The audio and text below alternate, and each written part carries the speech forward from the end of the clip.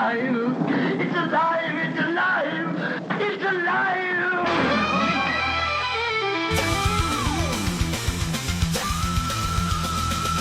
Dominic Lawton can be wild.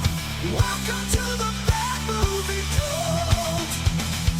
Dominic Lawton can be wild.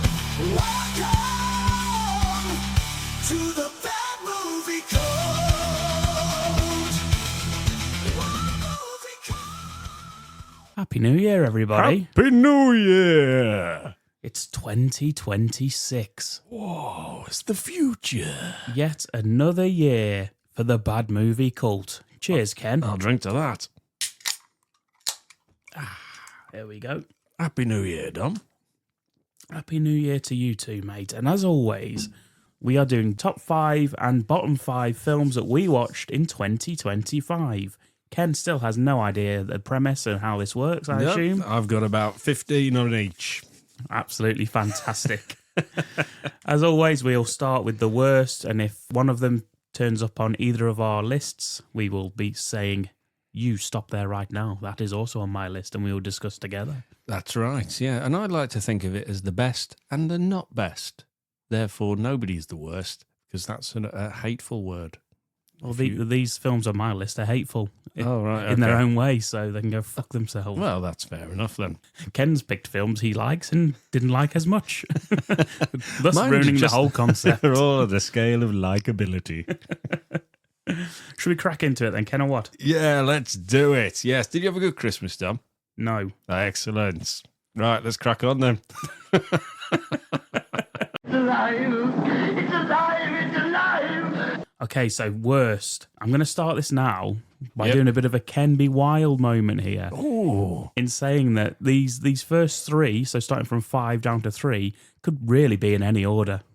Well, They're all as bad as each other. that's brilliant. But I'll go with, for my number 5, The Running Man. Ooh, I've not seen it. I've not seen this yet. I was going to. I asked my wife, do you want to watch The Running Man? She was like, no. Like it was a stupid question. Like I asked, do you want me to punch you in the face? But I never ask if I just do that. And she always says yes to that. Yeah, I know, yeah. No, but whatever the fuck she says. but she's just decided, no, she doesn't want to watch it. And that's the end of that. She doesn't know what the fuck it is. She's just decided from the title alone, no. So go on then. Prove her wrong, Dom. Well, it breaks my heart to say it because this is directed by Edgar Wright, who I'm a massive fan of. Yeah, fanboy fuck, aren't you? Yeah. But also, I didn't like Last Night in Soho, which was his previous film. Oh, dear. Did you see that? Yeah.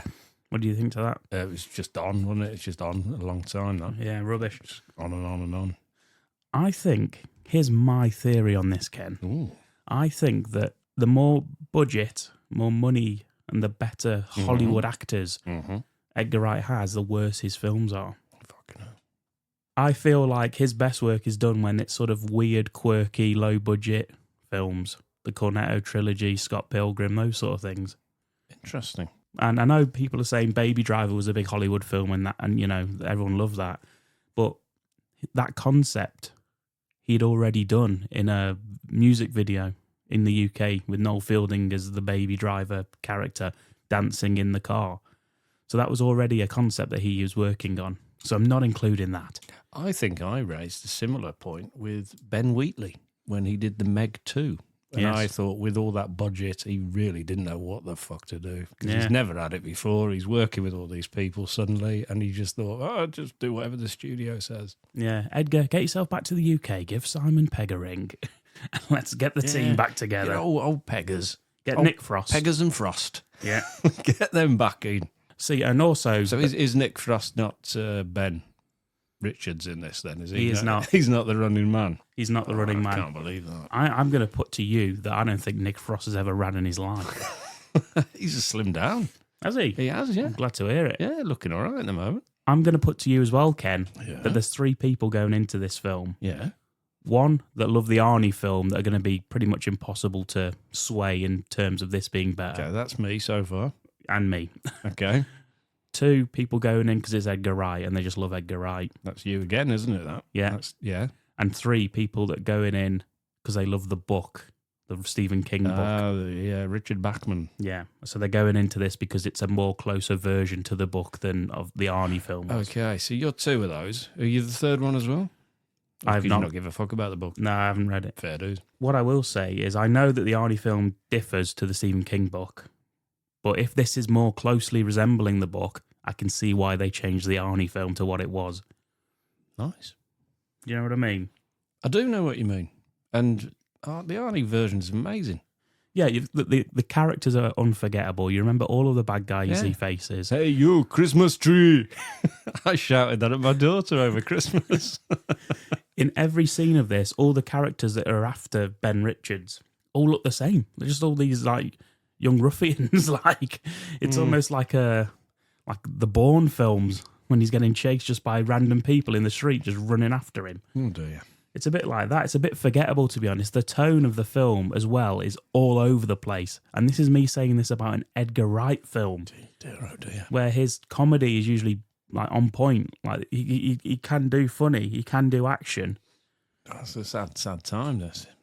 Hearing you and Edgar Wright breaking up. And he can also do heartfelt when he needs to. When Nick Frost farts and shuts, it's bloody heartbreaking. But none of it lands in this. It's a very weird tonally. I'd love to hear your thoughts on it, Ken. It's very weird. It's all over the place in its tone. I've been told I probably won't like it. Yeah. By more than one person, in fact. Glenn Powell, who is the main man. I've seen him in Top Gun. He's been in the Expendables 3. No, Adam, we're not fucking covering it. And I don't know if I'm sold on him as a leading man. Especially I saw in him action. in is it Hitman? Where he played, He's in Hitman. I didn't care for him in that I either. don't know if he's a leading man It of an was- action film. It was just, that one was just too much like, oh, look how many different characters this one person can play. And it's Yeah. like, yeah, that's still him though, isn't it? He just puts sunglasses on and does his hair a bit different. Yeah. I got bored of that one as well. But Yeah. yeah. I'm not sure about him. I don't know where he came from because he suddenly started doing loads of action films and you think, why? I think the first thing I saw him in was Expendables. I just thought, why have you chosen him Mm. out of the majority of other people that we could have had? Why is he like suddenly thrown into the action genre and we just go, okay. I mean, I've only seen two other things besides this that he's been in, so I'm probably not the professional to talk about his filmography. But any fans out there, what's the film you would recommend to us that would turn us on to Glenn Powell as a leading man in a film like this? Unless it's the ones we've just discussed and discarded immediately. Yes, exactly. Yeah, if it's those, don't bother. Yeah. Has he got anything else there that we can watch and think, he's pretty legit? The action in this, pretty underwhelming. Yeah, not violent. Not interesting for me. Oh, okay. Nothing's really like, I watched it last week and I already am struggling to think of any action set. Michael Cera's in it. Oh, of course. Billy Whiteknees. Yeah, who's he playing? He's like this Buzzsaw. yeah, he's this little geek that's helping him No navigate. way. That's a stretch for him, isn't it? Also, all of Edgar Wright's style. That Yeah. well, that's not in it. It's like Edgar. You being Edgar Wright and your style is what got you to the dance in the first place in Hollywood. Why are you now trying to not do your signature style? You know what I mean? I do. And it's a shame. Yeah. It's still on my list and I will still watch it. But no, I've been told by a few people that I probably won't enjoy it. A disappointing start for everyone involved. Yeah. Well, my number 5, Back in Action, which was a January release on Netflix, and it stars Jamie Foxx and Cameron Diaz.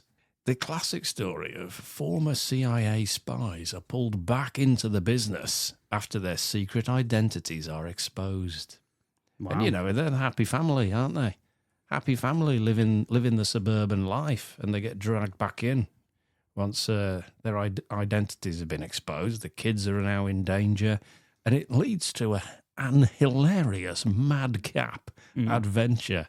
And it's just shit. It's just so Netflixy. It's yeah. You just think, I know exactly what that means. Fuck's sake. Yeah, there's no like real danger to it. They're always wisecracking. There's a few decent scenes, I guess. They go to a nightclub and have some fighting.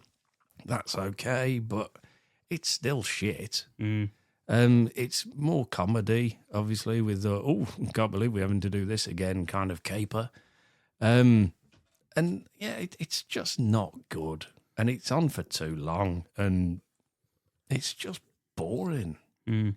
And you get these films all the time now. This seems to be like, I'll tell you what we could do. Why don't we have a retired spy who gets brought, and it's like, yeah, no one's ever fucking done that before, have they? No. It's like, I'll tell you what, let's have a married couple. Yeah, we've done that as well, but yeah, let's do it again. Let's put it out there, pretend it's new. People will watch it. And my bottom 5 are all more based on what budget and opportunity they had to be better. Yeah, because I've got some fucking stinkers on here. Oh yeah, I mean, I've watched like Tubi films that are just fucking awful, but that's they're never not going to be that. I've got a couple of those for honourable mentions, just for fun. But the 5 I've chosen there's no reason for them to be in my bottom 5. They shouldn't be. Yeah, but for some reason, due to whatever purpose they've come out with, they've thought, fuck it, that'll do. Put it out as it is. This is one of those, because this should be good. This should be cinema release, shouldn't it? You've got Jamie Foxx, Cameron, as you said, back for the first time in however fucking long she quit for, and in a film that's just like, nah, you're all right, love. just enjoy retirement. You don't have to do this. Yeah, but it wasn't spoken about us as that being a stipulation, but I have gone at this bottom list as in stuff that should be way better than it. Yeah, that's why I've reordered mine. I've taken a couple off because I don't know, I feel a bit bad, punching down onto the underdogs there without any backing, without just doing it because they want to make a film, and fair fucking play to them. But this, fucking hell, absolutely terrible. It's just not. It's nothing new at all, and everything that you see that has been done before is worse in this. And you just think, what's the point then? Mm. And it's just disappointing. And it was one that my wife chose because of the people that are in it. She thought, oh, yeah, that must be good. And we fell for it again. That was back in January, and that was straight on the list. That was. Mm. So there you go. It couldn't even be saved by them two. Their chemistry just not there. No, it's fine. Their chemistry's fine. But it's just like, shut up with your fucking the script's quips. just Yeah, terrible. Shut up with your non-stop fucking jokes and that. Mm. And then they throw in a cameo at the end of her mum. Keeps mentioning, oh yeah, we're gonna have to see your mum, and he's like, oh, we don't talk, and there was all that thinking, oh, who's this gonna be? And of course, it's bloody Glenn Close, isn't it? Who does any old shit? Yeah, she turns up, and then at the end, it's like, well, now we're gonna have to go and see your dad, to Jamie Foxx, and he's just like, no way. And I'm thinking, don't you dare fucking have a sequel, you bastards. Rick Moranis. Almost certainly. Yeah. Yeah, and that was the post credits bit, and I thought we were going to get to see him, but we don't. It's just we're going to have to go and see your dad, and then they cut, and hopefully they'll never fucking come back to it. Yeah. What was the film called again? Back in Action. Back in Action on Netflix. Of course it is. My number 4 is I Know What You Did Last Summer. Ooh, have you seen this? I have, yes. Legacy sequel, Ken. Woohoo! We do love a legacy sequel on this podcast. Okay. I have seen this, and you go first. You go for it. Tell me your reasons. Well, it's basically just a remake. The kids who are the new kids on the block are the same characters as what Jennifer Love Hewitt and everyone else and Freddie Prinze played back in the day. That is true, yes. They're all exactly the same. They all see an accident and they all vow never to say anything about it again.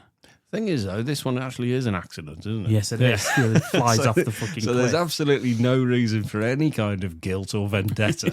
However, because the first one did, we have to go with it. Yeah, there's an accident. Let's all fuck off. Never speak about it again until Captain Birdseye turns back up. And he does. The captain's awoken. It's not Billy Willis. I think, what's his name? Was it Billy Willis? Billy Blue. Billy Blue. Billy Bloody Blue. It's Billy Bloody Blue over there. Because it's a legacy sequel, we get legacy characters. Fantastic. Coming back, Freddie Prinze Jr. as Ray. Here he is, look, Ray. Jennifer Love Hewitt as Julie James. They're back, Ken. Good. Dream sequence from a character who's never met the legacy character they're dreaming of. You remember this bit? Yes, I do, yeah. An unexpected but unnecessary cameo. Yes. Are we spoilers? Are we spoiling? I think we can spoil. I mean, they've been out for a bit, haven't they? Yeah, so Sarah Michelle Gellar, because she's married to Freddie Prinze, so there's no way she wasn't going to be involved if he was. She's back in a dream sequence for a character who's never met her character. Yeah, and she was killed in the original, so it's legacy characters of dead characters. Why couldn't Freddie Prinze Jr. or Jennifer Love Hewitt have this dream? That wouldn't make any sense, Tom. I didn't understand it. It made no fucking sense to me.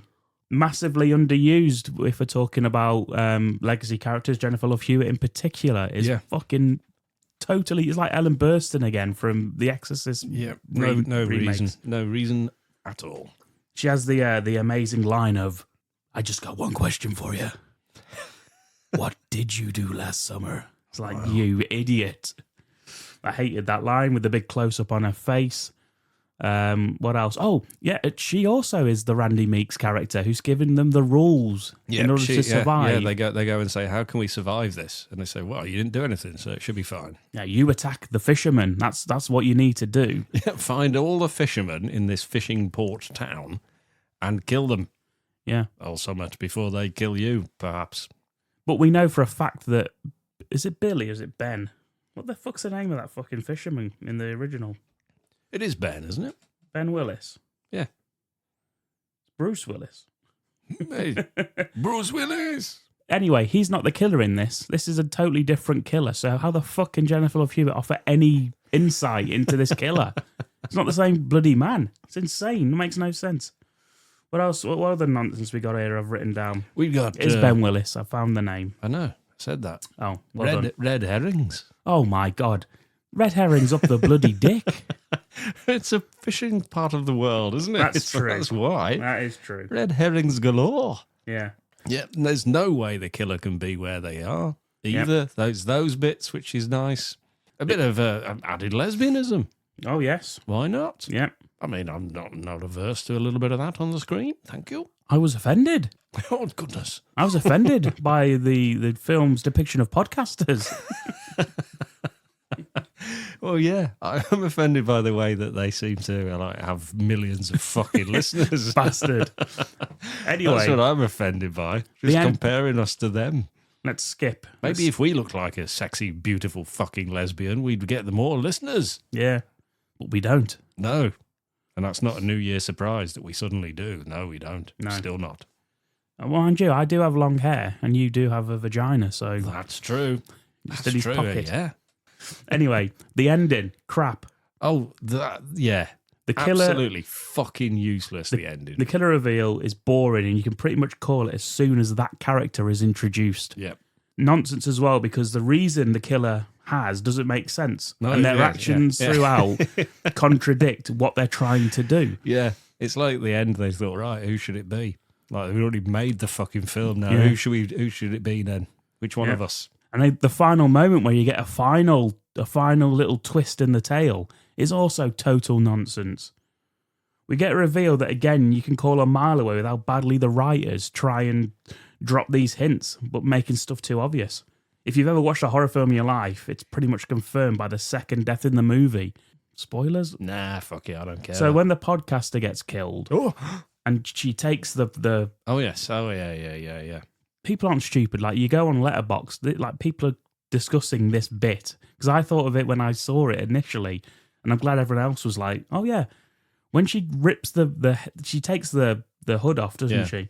And she looks and goes, oh, my God, it's you. Now, up to that point, that podcaster, who is massively invested in the original, she knows all the people that were involved in the original film.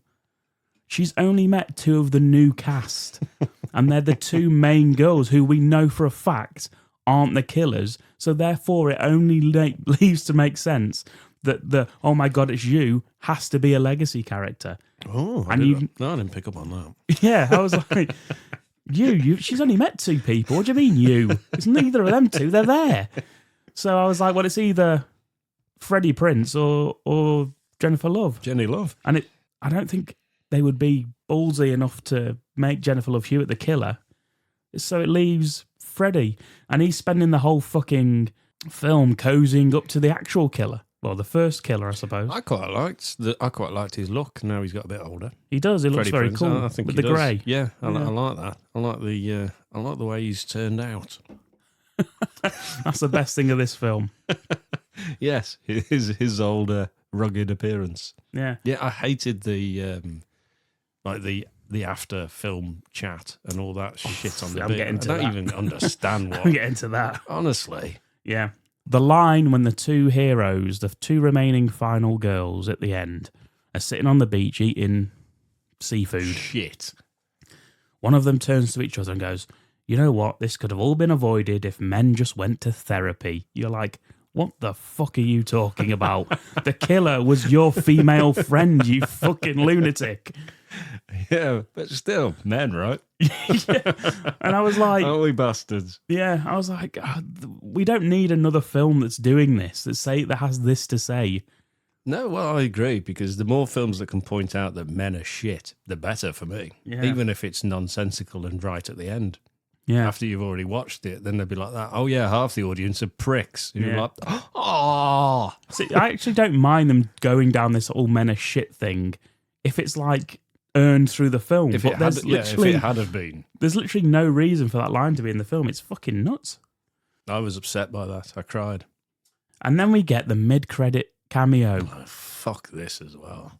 And it's Brandy from the second one. Yeah, not even from the fucking original. No. And then Jennifer Love Hewitt turns up at her house, knocks on the door. Jennifer Love Hewitt has turned into like a killing machine now. She's dressed like the Matrix. She's turned into Jamie Lee Curtis, hasn't she? She for has, Halloween. yeah. She has. She's turned into Jamie Lee Curtis. We've got a fisherman to kill, or whatever the fuck it is. Yeah. She says. On the hook. Let's Yeah. go and hook a fisherman. And then Brandy's like, "Who we gotta kill this time?" And might as well like cock a shotgun. And then How come as well when he says like, "Isn't that your roommate, her husband, Yeah. Brandy's husband? Isn't that your roommate from 23 years ago? I never fucking met." And she's like, "Oh my god, girl!" Yeah. And does all that shit. Yeah. And doesn't that girl deserve a break? And knock at the door, and you think, "Well, who the fucking hell could that be?" yeah, Sure enough, it's Jenny Love. And yeah, acting all fucking badass. yeah. When she did absolutely shit all in this film. Yeah, and Brandy just decided, I'm going to ditch this fucking nice, peaceful life with the love of my fucking life here, and I'm going to go and kill some fishermen. Yeah. Even though not really sure anything's still happening. Who we fucking up this time? And then Jennifer Love Hewitt's like, "I thought you'd never ask," or whatever the fuck she Yeah, says. she says, "Ask what?" She goes, "I don't know. I thought you asked a question. Was it what? Yeah. Wasn't there not a question?" She goes, "Oh, yeah." And then the husband's just like, holy shit. Yeah. And, And- yeah, and then they go fishing. Yeah. So yeah, one of the girls is the killer. Freddie Prinze being the killer, and him not even having like a one-on-one moment with Jennifer Love Hewitt at the end there, really. There's not a fight scene or anything. Yeah, it kind of does. It's more talking. They're fighting with words. Yeah, which I didn't like. And he's not killed by her. I like the fact as well that the whole point that he's doing it is to because people have forgotten who they are. And it's like, what the fuck's that got to do with anything? It's like trying to be like meta because everyone's forgotten I Know What You Did Last Summer exists. Yeah, but I mean, it was a terrible tragedy. What would they be? Fucking parades? Yeah. And everyone slashing people to death on a float. Oh, Sarah Michelle Gellar was the fish queen or whatever the fuck she was in the Yeah. first one. Fishy Flaps 2013. So there you go. It's all a load of nonsense. And if they do a next one, the killer better be Jamaican Jack Black from the second film. Come on. Or I'm not going to fucking watch it. Of course I'll watch it. I've seen all the others. It'd be insane to stop now. Oh no, I haven't actually watched the last one, which looked fucking awful. I can't even remember how many there are. Was there 3? No, there's 4. No, fuck that. Yeah, the 4th I've not seen because it looked really bad. I've not either then. Yeah, so what's your next one, Kent? Oh, that was fucking ages, that was, wasn't it? You really didn't like that one. No. My number 4 is another 2025 film directed by Mr. Mel Gibson. And Wow. it's Flight Risk, starring Mark Wahlberg. I've seen this on quite a few people's bottom And lists. what the fucking hell is this? Is this another Netflix one? No, I'm sure this was actually at the cinema. This was a cinematic release, I think. But fucking hell, what a waste of time. Yeah, I've heard this is bad. Nothing happens. Honestly, nothing happens. It's What's the flight with? Someone's got a peanut allergy and someone's opened a bag. yeah, and they forgot to clear all bags. I said flight whisk. You did. There's a chef on board. He's making a cake. May contain nuts and gluten. Yeah. Allergies all over the place. Mark Wahlberg plays an ex-army pilot now flying commercial, and Now chef. now he's got an allergy. A pilot with an allergy. Yeah. And there's some sort of rampaging chef on board. Yeah. Yeah. From the Muppets. See, that already sounds better than whatever this is. Damn you're about right to tell it me. does. Yeah. Well, what happens in this is you've got the boss of the crime family is going on trial, and his accountant gets the fuck out of there. Right. So he's out. He's just he's jumped out of the way. So he gets he can just fuck off. And then you've got Mark Wahlberg turning up, and Mark Wahlberg is a hitman. And that's it. Those are your that's basically your plot. Oh, I thought he was the hero. Is he not the hero? No, not at all. Who's the hero? No one. Well, obviously a female. Oh, The female pilot. So yeah, sorry, what? there's a female and she can fly a plane. I've never seen a female pilot. Well, it happens apparently in films. I think it's on Prime, this one. Hmm. Yeah, so you get well, actually, no, she's not a pilot. You're quite right. Yeah, Because she's a hostess. woman. She's a woman, so she's not a pilot. Mark Wahlberg is the pilot. Right. Fucking hell, right, we're going to have to edit all of this. Right, so you get as a US Marshal, and she is escorting the accountant to a safe house so he can, like, you know, do a bit of fucking, what's it called in court? Testify. Oh, my brother, testify against the boss of the thing, the crime syndicate. Mark Wahlberg is the cheeky, chirpy pilot. Always there with a quick one-liner.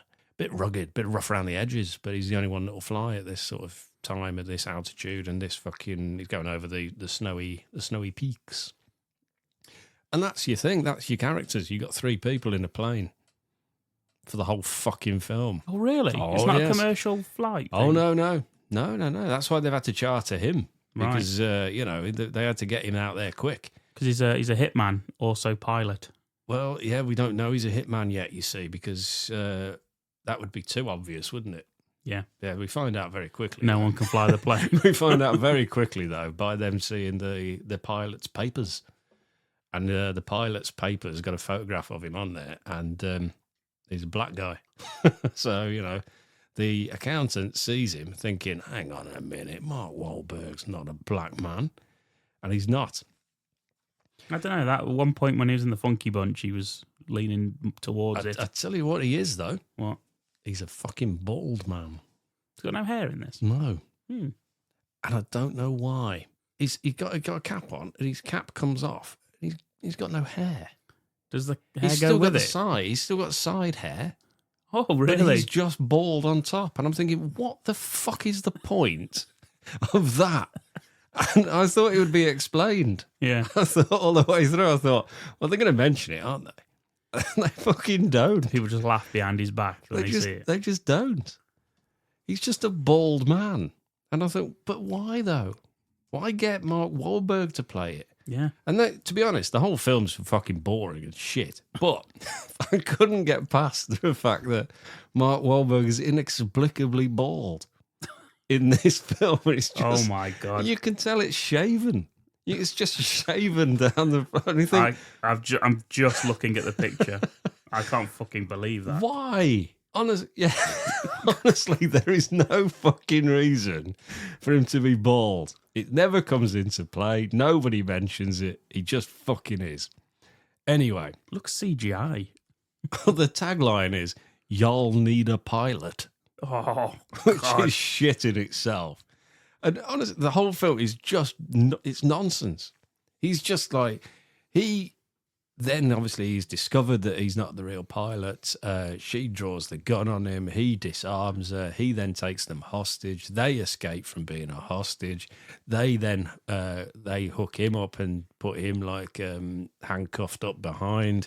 The plane gets into difficulty. He frees himself from handcuffs. He takes over the plane. She gets handcuffed. She frees herself, takes over the plane. He gets thrown in the back unconscious. He regains consciousness. He takes over the plane. And you just think, for fuck's sake, it just keeps happening. The same thing keeps happening. She takes over. He's fucking secured. Although when he's unconscious, they don't think, I'll tell you what, maybe we should tie him up in some way. Nah, leave him. He's unconscious. It's good they can all fly the plane as well. Well, she can't. She's being talked to by the fucking tower. She's being talked to by somebody on the ground who's very, very chatty. Too chatty, to be honest with you. I thought it was going to be a double cross at the end, but he's just some fucking chatty bastard. Yeah. Who also annoyed me because he was just so fucking chatty bollocks. I was just think, shut up. Obviously, notoriously easy to land a plane if you just get talked down. Well, it is a very, very small plane as well. Yeah. You know, so what's the worst that could happen? It's like riding a bike, yeah, innit? just smash it straight into the ground. But still, with all of that help, i.e., like one person talking, it's all good. But just fucking pointless. Mm-hmm. It's honestly, it's just ridiculous. And you just think, why does this film exist? No reason. I can't give you a reason for it to exist. No, I mean, it's only an hour and a half, so at least it knows. But there's just no point in it. Mark Wahlberg's fucking bald. That should have been the tagline. That would be my tagline. But that would be a question I would have asked Mel Gibson. I'd be like, why the fuck is Mark Wahlberg bald? And I don't know if he'd have an answer. If you do know, if he's actually been asked that question and he's come up with an answer, let us know. But I'm not fucking researching this anymore. It was a shocker. Yeah. Fucking boring. Only 90 minutes and boring throughout. Mm-hmm. Yeah, just not good. Thank you. It's available on Prime. Go and watch it. Lovely. My number 3, Ken, Yes. is a very, very recent watch. And it snuck on right at the death. It is The Strangers Chapter 2. Oh, I've mentioned this, yeah. Yeah. We've discussed this slightly, haven't we? Okay, yes. You've really fucking undersold how bad this is, Ken. This is fucking dog shit. This is worse than Chapter 1, and I remember that being awful. Oh, wait, soon. Chapter 3's coming out. The trailer's already been teased. Christ almighty, where to begin with this? Where are my notes? There's one kill in it that was all right, which is at the beginning, and I thought, well, there we go. At least there's going to be a bit of bloodshed in it. No, the rest of the kills are all off screen, or the camera cuts away, or there's just no kill whatsoever. And you talk about red herrings, Ken. In fucking, I Know What You Did Last Summer. I Know What You Did Last Summer. Every single person in this film that you run into is a fucking red herring. No one acts like a normal person around this girl. Yeah, there's the whole village, isn't it? Yeah. Of just fucking lunatics. It is absolutely outstanding. And we'll go with the positive. The girl who was in the first one, who's now in the second one, she does the best that she can with what she's given. I thought she was good. I mean, obviously she was killed in the first one, but, you know, for the sequel purposes, let's just have, oh no, she was okay. She's in hospital. Yeah. Yeah. Although she was brutally murdered in part 1. Spoilers for you, but you know. I've written the same sentence 3 times in a paragraph of notes. Yeah. What a fucking waste of everyone's time. This is Rennie Harlin. And I've written one sentence. Yeah. Rennie Harlin. Yeah, this is Rennie Harlin Who did who's done this. Nightmare on Elm Street. Yes. His which one did he do? Freddy's Dead? No, what did he do? No. He might have been either 4 or 5. 4, it's 4 he did. Yeah, Need for Speed, is that one? Yeah. Which I liked that one. Yeah, it's a good film. And this is what he's up to now. Another sentence, 2 words, both in capital letters. I suppose one isn't a word, but whatever. CGI bore. Oh, I thought it was just going to be Wild Pig. Yes. Yes, yeah, I thought it'd be in there. What Yeah. the fuck is that? It's a 10-minute scene. A 10-minute scene of a massive pig. Yeah. I saw someone's review of this said, I bet Leonardo DiCaprio in The Revenant shitting himself. I wrote that as an add-on to CGI Bore, how did we get to this point from the original Strangers film? There's no, I don't know. Is this supposed to be prior to all of those? Yeah. So, no idea how we get to that point then of the original from this. The horror, I think we said this when we covered this earlier. The horror of the Strangers is, why are you doing this? Because you are home. Yeah. You don't know anything about them. That's it, They're yeah. killing you It's just random. because you answered the door. It's That's random the terrifying. and there is no motive. That's the most terrifying bit of that film, and the only bit people remember from it. So why does Rennie Harlin then go, you know what this needs is a threequel... A trilogy. What is It's it? called a trilogy when there's 3. You can't have a 3 prequel. 3 prequel. That's exactly what it is. We need a 3 prequel discussing what happened and why these people are doing what they're doing and who the hell's Tamara. It's like, no, Tamara's just a name they use to see if you were home. And if you answer the door, it's an unusual name, so you won't be like, oh yeah, let me just go and get him. Is John there? Yes. And they're like, fuck. Speaking. But no, Tamra, when you find out who that is, everyone gets a backstory. There's a flashback to one of the girls. At one point when I'm watching the CGI chase, I'm like, where the fuck are all the strangers? It's bad enough that we're going to have to learn about them, but now they're not on screen for fucking half the film. That's because there was a pig. It's like, they're strangers. Why do we need to know anything about them? But yeah, film's fucking shite. I hated it. Excellent. I'm glad you watched that. I'm not. Can't wait for chapter 3. Yeah, great. Yeah, which is teased, isn't it, at the end of chapter 2? So it's fucking there. There we go, Strangers Chapter 2. Shit. And we're going to get letters again. These guys, when they review films, they just so call them shit. You go and watch it then tell us a better word. Go on. We got a negative review because we're not doing serious film review deep dives on the Hard Ticket to Hawaii. You fucking idiot. In fairness, that's one of the best ones we have covered. That's true. What's your number 3, Ken? Nothing. You've given up. No, I'm going to carry on with my star-studded list of 5. And this time, I'm going to throw in, I've got Robert De Niro in this film, number 3.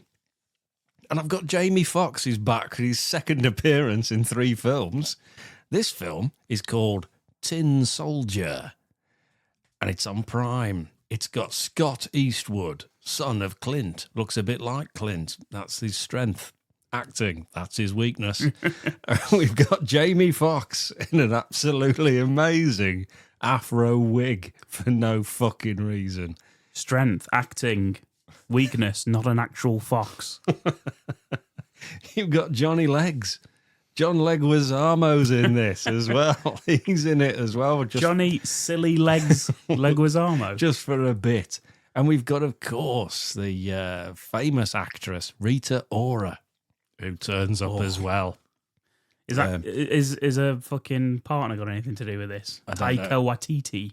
Oh, don't think so. No. No. I don't know what that is, what you've just said. One of the guys from What We Do in the Shadows. Oh, right. No. I don't think so. I'm not looking through everything, but no, pretty sure not. This film is fucking nonsense. What it is a former agent, this is what it says, a former agent is recruited by the government for a dangerous mission that will force him to confront a past he would rather forget. Sounds okay, doesn't it? Very, very cliched in terms of action film. However, what it turns out, the past he would rather forget turns out to be some sort of cult with Jamie Foxx as a cult leader, hence his massive afro. You know, I think. Ah, yeah. And he talks mystical bullshit throughout, Jamie Foxx. Scott Eastwood tries to look pained. He starts off like before he decides to go back, he's got a ridiculously false beard on. He really has, and a long hair. He looks like Jesus. Looks like if Clint Eastwood have ever played Jesus. I'd like to have seen that. That's the most he actually looks like Clint Eastwood with the beard. because as soon as he becomes like, gets the buzz cut on, trims the beard down, he just looks like his son. He's got a love interest as well who's got a terrible accent, but I think that's just a normal accent. So, sorry. Sorry for that. But he keeps having a flashback to the majority of the film.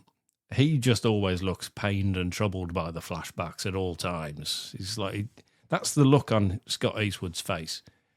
Pained memory. Yeah. And that seems to be the only face he's got. So even when he's angry, even when he's smiling, he still looks like he's, squinting into the sun like his dad. Yeah, I've seen a picture of him normal face, and he doesn't look like his dad. I see a picture of him squinting, and he does look like his dad. Yeah, it's a difficult life for him to lead, I guess. Yeah. Especially if the sun is up. Yeah. They'll be there assuming he's 98-year-old Clint Eastwood. However old he is, he's got to be close. Yeah, and it's basically he has to then re-infiltrate this cult that he left because his girlfriend was there. As I say, the majority is flashbacks. And it's just he's basically saying there's Jamie Foxx is warning of there's a new world order and all that stuff, and it's a bit of a Waco kind of thing, and it's just fucking rubbish, to be honest. Everything that gets done and said is ridiculous. And then, just as you're beginning to think, what the fuck am I wasting my time with this for? There's like some sort of like Mad Max battle, fucking Thunderdrome battle area that Jamie Foxx brings out in the middle of a quarry where they must now fight to the death. And you just think, what the fuck is going on now? And they're in a quarry by a dam. And he wants to fight Scott Eastwood to the death to prove that he was right about the cult or whatever the fuck is going on. And you think, if the whole film had been this would be brilliant. But why on earth are you bringing this in now at 70 minutes? We've only got 15 minutes left of the film. It's another short one, but it's fucking pointless throughout. Yeah. But yeah, if they'd have just had a fight to the death arena throughout the film, it'd been brilliant. But for some reason, they bring it in at the end. The dam, like plants fucking explosives. You've got like the dam bursts. You've got Jamie Foxx just turning around, embracing his fate, and everyone else is fine, even though they're all in the fucking quarry that the dam has now burst into and swept everyone away. But everyone's all right except Jamie, and it's fucking nonsense, and it's boring up until 70 minutes because you just think, oh, fuck's sake. That was my thought throughout. Oh, for fuck's sake, it's still on, and still nothing's going on, nothing's happening. Robert De Niro, fuck knows why he's even in it. Well, money obviously is the reason, but with all that money, make a better film. Don't have Robert De Niro in it. How about you try that? What does he play in it? I don't fucking know. I haven't got a clue. I watched this when it first came out as well, thinking, oh, wow. And again, I fell for it. I read the cast and thought, that sounds pretty fucking good. And no, it's not. But it's fucking terrible, in fact. It's not even just not very good. It's very, very bad. I think Robert De Niro may be, maybe the guy that gets him to go back in.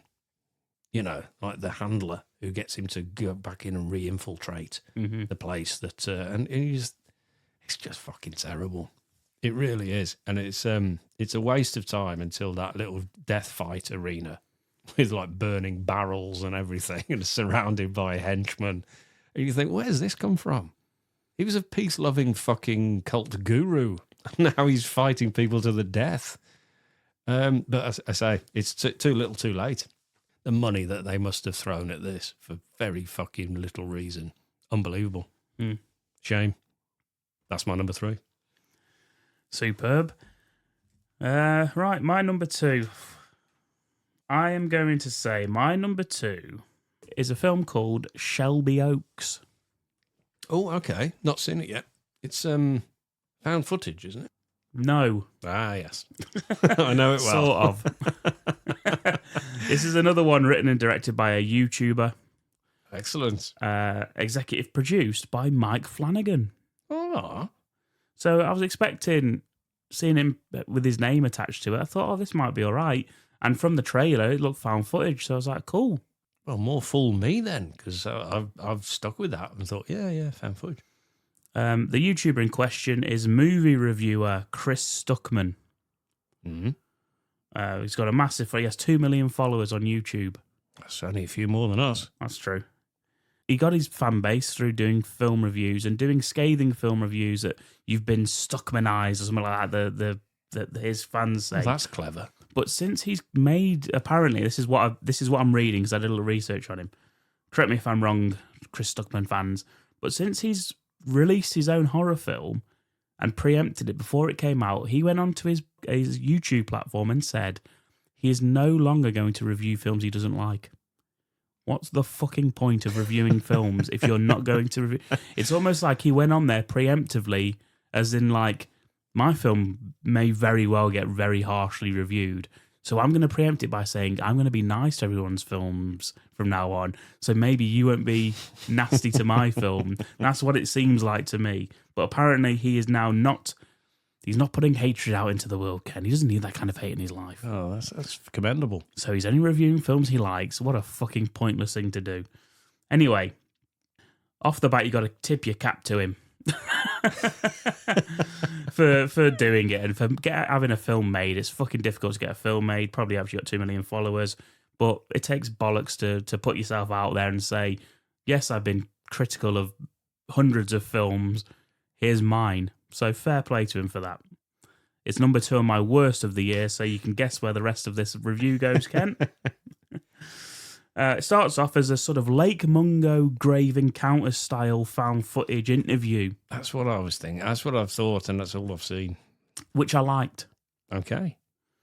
There's one early death in it that I really liked a lot, and I was like, Chris Stuckman. Superb. You're following in the footsteps of the Filippo brothers, who were also YouTubers. Were you stuckered at this point? I was Stuckmanized at this point. And then it goes down the standard horror film route after about 10 minutes or 15 minutes and lost me. And it also has this fucking annoying habit, and we've spoke about it with other people who want you to know they're horror fans of the genre.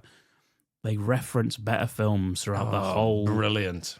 This isn't so much a film as a sequence of the best of from other films. You can literally watch this, Ken, and just be like, oh, that's from that, that's from this, that's from that. There's not... It literally, you just go from one set piece to another without anyone giving a fuck about the main storyline. I don't like that. You've got like Blair Witch is an obvious one. You'll see Longlegs, Wicker Man, The Omen. These are some of the ones I was just writing down as it was happening on the screen. And it's literally like every new scene is an homage to another horror film, is what I've written. Yeah, as we said about Rob Zombie's Thousand Corpses, he didn't think he'd make another horror film. So that's what I was thinking, yeah. Yeah, this guy's done the same thing. He's crammed as much in as he can to say, like, see, I do love horror because I'm doing this. Even to the point... I mean, I love horror, but I don't need to do that. Yeah. Nobody gives a fuck I like horror. Yeah. Said at work, not one person asks me. Do they not? I'm sat there in a mask as well. Horror mask. This treads the same path, hits the same notes as most in the genre. It's got the missing sister. It's got the significant other that doesn't believe her. Our hero's the only family member that can do anything about it. Oh. Creepy locals shrouded in darkness. You got the one cop who's the one case that they let go. I can't let it go. Yeah. Eats away at you see. There's an abandoned insane asylum at one point. We've got our hero who's aware very early on of the danger she's up against and what she's facing, blindly walking off into the forest and into empty prisons to investigate noises and just looking worriedly off screen at something we can't see throughout the whole damn film. Nice. Also, the script. The script might be the worst one on my list, and it's not number 1, but it's fucking close. Did he write the script as well? Yes. Okay. I saw someone as well when they reviewed this said that, and I kind of agree, like he's not a terrible director. Some of the stuff is very well set up. The lighting, the way it's shot is quite good. And the guy said, I'd like to see him do not his own thing, but I think he might not want to do that. And he wants to write and direct like his own stuff. He might be better getting someone else to write his films because the script in this is fucking awful, Ken. Honestly, it is awful. There's an early death in front of our main character. This happens like this found footage. She's mid-interview. There's a ring at the doorbell. The doorbell goes. She goes to answer it. Someone dies. It's in the trailer for people. The person who is at the door kills themselves in front of her. And the blood of the person splatters up her face. Early morning this is. They're doing interviews. Yeah. Cut to nighttime. The police and everyone is leaving. They've been there all day, forensics. She's sitting there. And she's still covered in blood and it's still all over her face. It's like, why the fuck would you not have washed your fucking face off? It's absolutely ridiculous. Forensics. Yep. The police are dumb as shit. The main officer admits in an interview to watching a video evidence of the sister disappearance 500 times, but didn't spot the fucking bloke standing in the window until the public pointed it out to him once they released it to the public. There's a great line from Keith David, who's in it. All right. He's the old prison warden. Of course he is. He says, "We called that wing the grave because everyone in there had one foot in it." That's a shit line. Oh, it's fucking terrible, isn't it? I might cross that off my list. The ending made me laugh because it's bad. Oh, that's a positive. Oh. Really, really bad. Ken, if you watch this, I hope you do. And I know, like, I'm going to say you text me at the bit you think I laughed out loud at, and you Okay, fucking, I'll put it back on my list. yeah, you will just text me this scene, and it's 90 minutes all in, and it's 70 minutes too long. It would have been better as just the found footage bit at the beginning, and leave it at that, just as a sort of mini That's movie. the only bit I've seen, so that's why I thought it was a found footage. And I think this is the most funded film on like crowdfunder, whatever that website's called. Where what's that website called? What they do, Indiegogo, is it? Or Yeah, something like Kickstarter. Kickstarter. Oh, It's right. the most funded film on Kickstarter, based off a short film he made. And I think the short film is just the found footage bit. I could be wrong on that, so Okay. don't shoot me for that. But he should have just left it as a short film. Don't go stuckerizing, Dom. Yeah, it's the found footage bit is the sister was part of an online YouTube ghost hunting team, and they all get murdered at a house, and you get interviews spliced in throughout the found footage bit. That's the best thing in the film, and it's ended by half an hour, 20 minutes in. So yeah, Where can I watch that? in your worst nightmares. That's where I live, Dom. That's where I live. Yeah. So what is your number 2, Ken? Number 2 for me is another star-studded film. And in star-studded, I'm talking Morgan Freeman and Luke Hemsworth. No, And it is a film called... another one of the Hemsworths. Yes, another one. It's called Gunner or Furia. I don't know why that's got Furia written on it, but it's called Gunner, and I believe it's a Prime film. It's fucking terrible. It really, it's another one of those. It's like, it's called Gunner, so I don't know. Can you have a guess at anything that's going on in this? No. That's fair enough. Good guess. Is it a biopic of the Manchester United ex-footballer Ole Gunnar Solskjaer? Morgan Freeman as Alex Ferguson. Yes, it is. No, it's actually he's called Gunner. That's his name. He's called Lee Gunner. You see how you've thought there? It must be about. Oh no, you didn't say anything about guns, did you? Okay, No. close then, because his actual name is Gunner. You're right. Lee Gunnar Solskjaer. Yeah. Lee Gunner Soul shit. He tries to save his sons who have been taken captive by a dangerous drugs gang Oh. after they go out after doing a bit of camping, Yeah. and they stumble across a big drugs gang, and obviously they take them captive instead of just shooting them fucking dead. It's fucking terrible.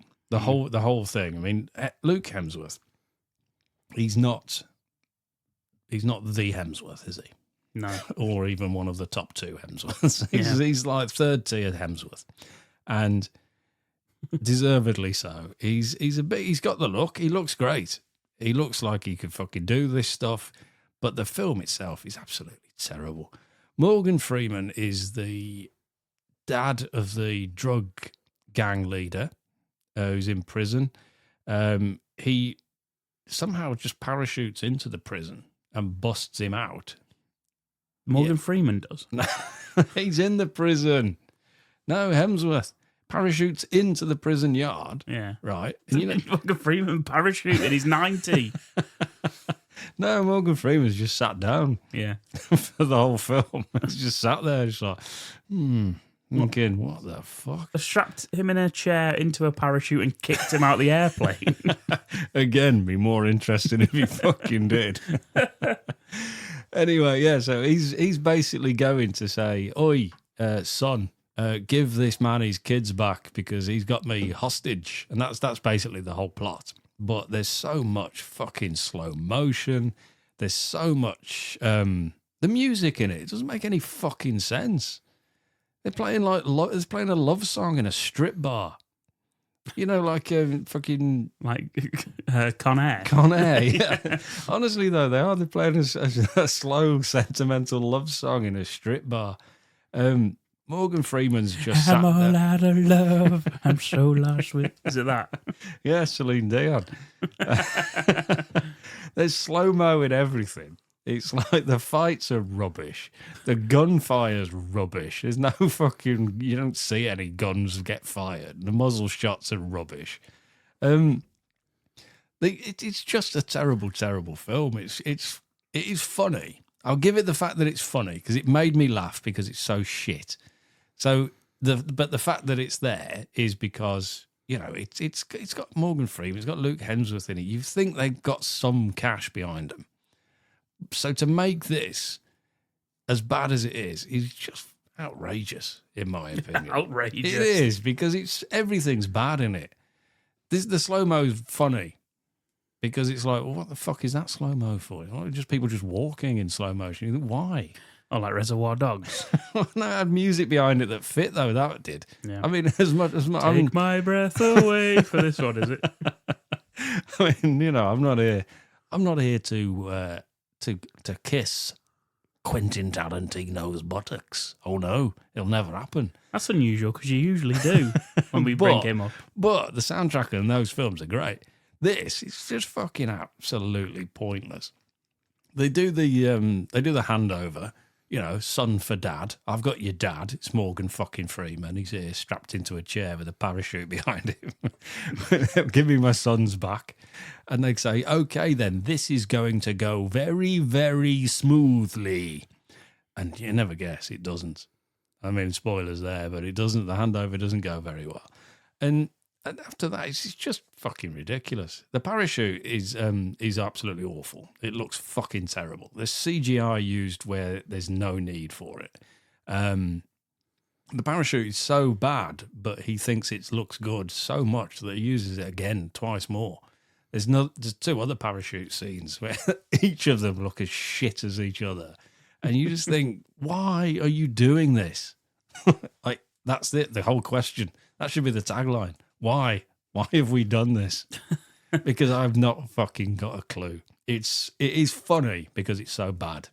So of my top five, of my top five worst, as we'll go, this is the one I actually enjoyed the most.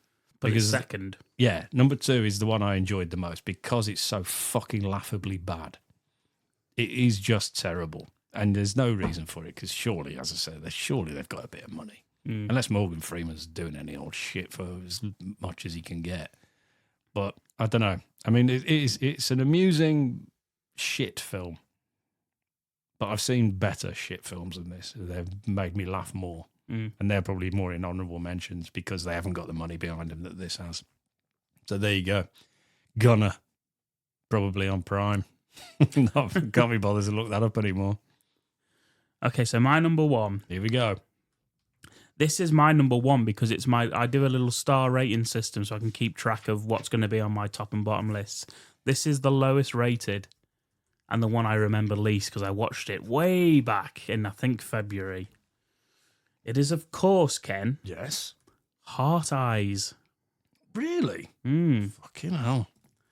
Heart Eyes, my lowest rated. And I remember after I watched it thinking, there is no way this is not going to be my worst of the year. Someone told me, Ken, Yes. about this film and my scathing review of it when we covered it on the What Did We Watch in the Month, that I didn't get what it was trying to do. I do enjoy when people just tell you you're thick. I needed to think of it as a rom-com slasher. Oh. And my response to that is fuck off. And let me break it down for you, Ken. Or is it just fuck and off? Is that Yes. you breaking that down? Yes. Romance, there isn't any. Mm-hmm. No one has chemistry. Everyone's unlikable. Mm-hmm. Have you seen this? No. Oh, yes. Sorry, No. Yes. I have seen it, but couldn't give a fuck. Yeah. Yeah, I just watched it and forgot all about it straight away. Comedy. That's the other thing they said. Yep. No one says, thinks, or does anything remotely funny, Okay. and yet everyone thinks they themselves are hilarious in this film. Okay, so that's the rom and the com. You got a town full of smug, unlikable hipster cunts who are getting killed off every Valentine's Day, yet no one in the town stays home and has sex or wanks or, does anything like that. Everyone's just out and about. That's not real life at all. And slasher, you can't even root for the killer because they're shit as well. The Mask is like if a member of Slipknot spotted a hot babe in a Hanna-Barbera cartoon. Oh, yeah. It's fucking rubbish. It's literally everything I hate about mainstream horror, and these are the only ones that get backed and get made. Legacy sequels or derivatives of horror we've already had. And they get back because mainstream cinema goers need ironic Chandler Bing types getting fucking chased and killed in the same way by a guy in a try-hard-to-be iconic mask, because that's all the horror they can stomach in between watching Marvel Spider-Man versus the Human Cunt, or one of those gender swap remakes of whatever they want to ruin next from my fucking childhood. Wow. So there you go. It epitomised everything I hate about modern horror. Everyone's got to have a quippy one-liner, everyone's got to look good, and everyone's got to have the mask has got to be iconic. You idiots. And they won't be able to see through that mask very well, would they? There's the lights on the fucking eyes. Oh yeah, you couldn't see him coming, could you? With the big fucking heart eyes. Has to have a big searchlight on his head. Mind you, the miner did, didn't he? In That's true. My Bloody Valentine. Also a Valentine horror. I sat on one day and watched 3 Popeye films in a row, and I still had a better time than watching Heart Eyes. Good for you. Thanks. Yeah, none of them are in your bottom 5. Exactly. That says something about this. Superb. Well, okay. All then. on Tubi, those Popeye films. Yes, I've only seen the one. I've only seen the Slayer Man. Shiver me timbers. Yeah, that's on next, I think. That's fucking... Anyway. Yeah, Heart Eyes. You're a fucking smug piece of shit. The whole thing is. Oh. Heart Eyes. But having said that, it probably should really be 5th because, as you say, it's kind of nothing, but it really pissed me off at the time. In Fair truth, enough. Strangers Chapter 2 is probably objectively a worse film. It's definitely worse. It's But too late now. Heart Eyes annoyed me more for Too some late reason. now. The fix is in, Yeah. and the letters will be in very shortly. I think The Stranger 2 When is... oh when will Dom realise that it is a rom-com slasher? Yeah. I think The Strangers was worse, but it didn't offend me as much as Heart Eyes because The Strangers were just bad. Yeah. Okay. And Heart Eyes was like, oh, look how fucking funny we are. Like, you twats. Because you bring these people out the woolwork to tell me I don't understand this basic fucking horror film. That's the problem, though, isn't it? Where you've got that, where you just think that's because you didn't really get it. You didn't get what they were trying to do. And there's a couple of those actually on my best of honourable mentions, where I'm sure I'm going to annoy people for them not being in my top 5, and the reason will be because I just didn't understand it. Yeah. Yeah, because I've got some on there that are fucking money in the bank, and I've not put them on there because I was thinking that was all right, but fuck it. Yeah. My number 1, then. Are you ready? I am, yeah. Well, we're going to keep with the rom-com. That's not a rom-com in any fucking shape or form. Oh, are we going for a clean sweep of no horror? We fucking are. That's the first for your well, yeah, bottom. my honourable mentions are full of them. Yeah. but my... You stuck to bargain bin horror this year then for your worst. Yes. But I've as I say, I've not done them on this because these are like films that are readily available for people that have actually maybe just watched films. Yeah, because you've got a wife that will make you watch this sort of shit like Back in Action Yeah, and Playdate. yeah, and this fucking film here, which she chose. And this film, number one on my worst film of 2025, is the Nick Love, Danny Dyer film, Marching Powder. Okay, then. Who the hell is Nick Love? Nick Love is the director of The Football Factory and The Business, also starring Danny Dyer. I liked The Business and Football Factory. Football Factory I did like, The Business didn't like. The problem I've got with these films is that cocaine's just a bit of a laugh. And why wouldn't you be taking cocaine all the time? That's what annoys me about these films. Because it's just like, yeah, of course I am. I'm not a fucking mug.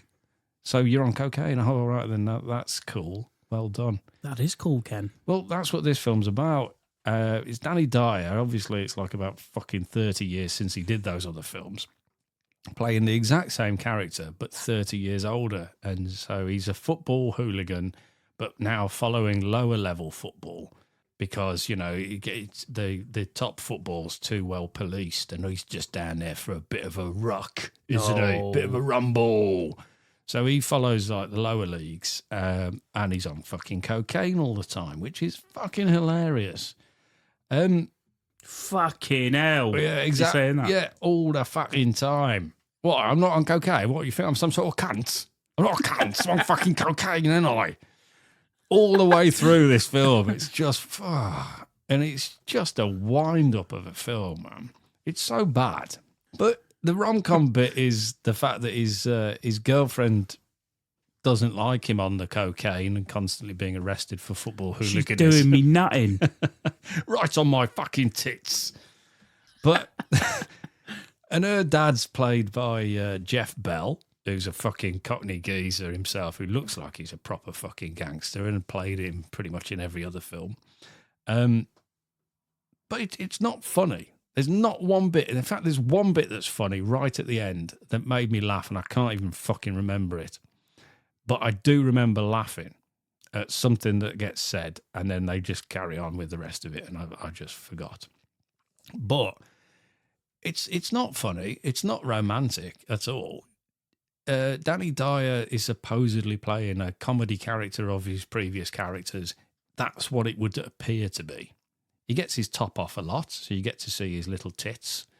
Little fucking Danny Dyer's man tits.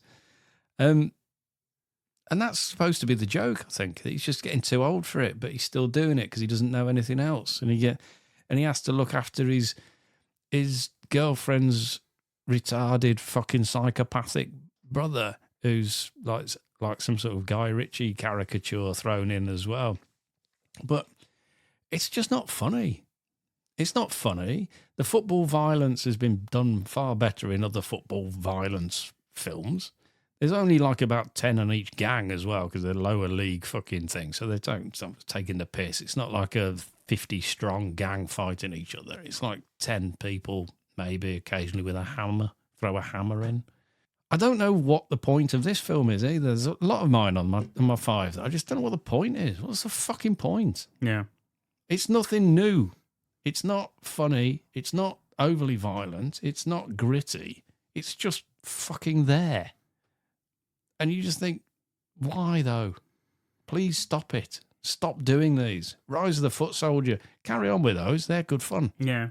You know, at least they're fucking serious. This is like being on cocaine all the time, even when you just sat at home. Who's fucking funny, isn't it? Who's the guy in Rise of the Foot Soldier? Craig Fairbrass. Fairbrass. That's Yeah. it, yeah. But this, honestly, it's just a pointless film, and it wound me up because that's what annoyed me at the end of The Business.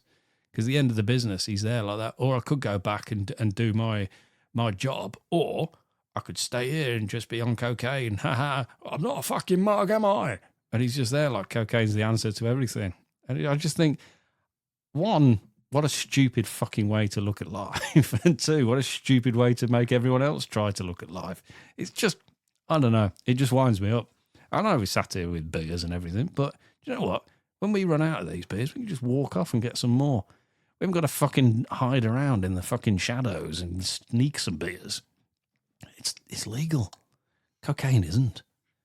Don't fall into that trap, listeners.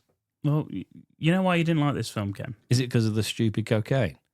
It's because you're a film school dropout who's living in his mum's basement, who has no idea of the real world. You're right. We're all doing cocaine. It's just me that isn't. Yeah. No wonder. And we're all having a fucking great time. No wonder I feel isolated. Fucking hell. Fucking liberty. Fucking on the marching powder, ain't I? Honestly, all the way through this film, fuck. Every fucker's got some fucks to give. Fucking hell.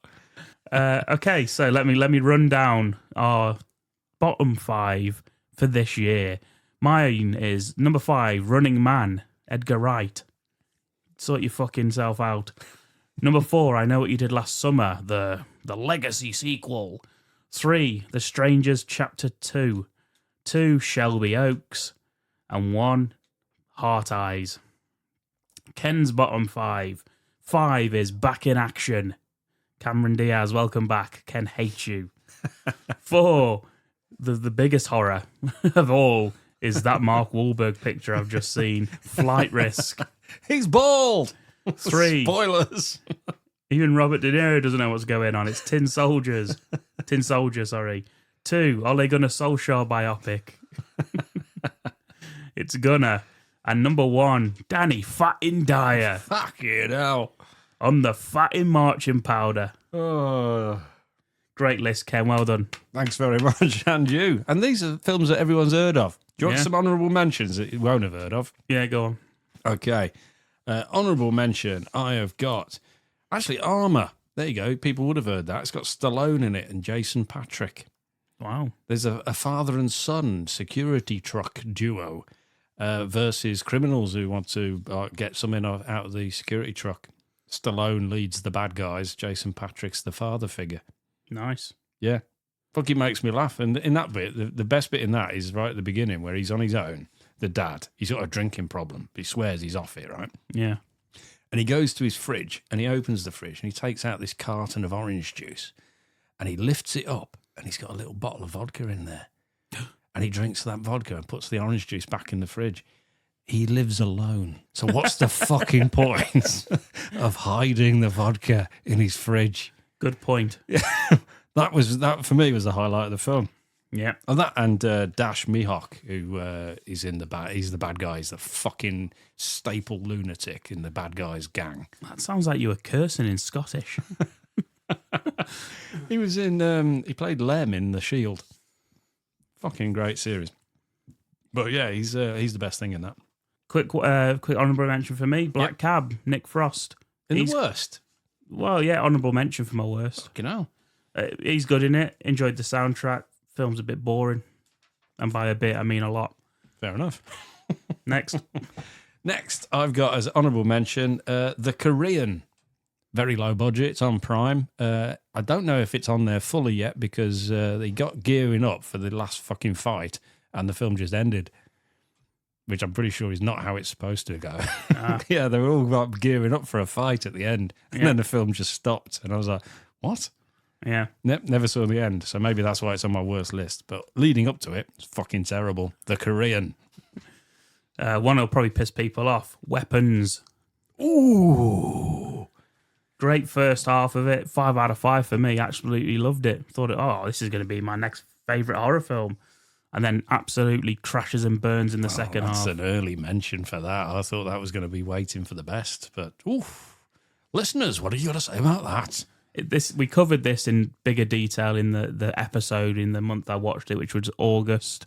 So the films we covered in August, I'd go more in depth on that. But yeah, this guy can't stick landings of his films. I think the same for Barbarian as well. So there you go. Weapons is in my nominations for worst, but didn't quite make the cut. Tsunami sharks. Of course. It's sharks in old London town. Fucking hell. You know, where all the tsunamis keep happening. Yeah. In London. Foggy London town. There's just a group of girls all go out together, and then a tsunami hits and sharks attack. Yeah. In the city. Lovely. Fucking terrible. That's on Tubi. Well done. What else you got? Oh, do you want me to go for another one? Yeah. All right, The Handyman. It's on my list of mundane jobs made out to be an action film. Yeah. He's you actually get a full minute and a half montage of him doing handyman things. Nice. Like changing a plug. Yeah. Overcharging pensioners. Doing a light bulb. Switching light bulbs. Stealing their life savings. Sniffing the wife's pants when they've gone out.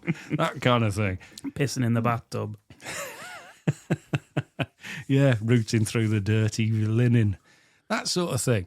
But honestly, that does happen. Not all of what we said, but he does have a minute and a half of handyman antics where he's just like changing stuff and fixing a leak in the bathroom and stuff like that. And you think, yeah, we get it. He's called the handyman. You've mentioned it already. We don't actually have to see him doing tasks. But the house he's looking after, bad guys come. They want something. And he's fortunately a fucking massive bloke who can kick the shit out of them in really bad ways. It says using makeshift weapons, but he's got a fucking gun. I don't think he's made that himself. So he's not really makeshift at all. And then his Why niece... has he got a gun? Why has he got a gun to a handyman gig? Because there's a gun in the house. You know, it's fucking America, isn't it? Yeah. Although I think it's a British film. And his niece turns up and she just, in slow motion, walks around in her underwear, which is the highlight for me. Yeah. Does it more than once as well, even though she's with her uncle. But still, whatever. The handyman. He does a gruff voice at all times. Nice. He's got a drinking problem and an estranged wife.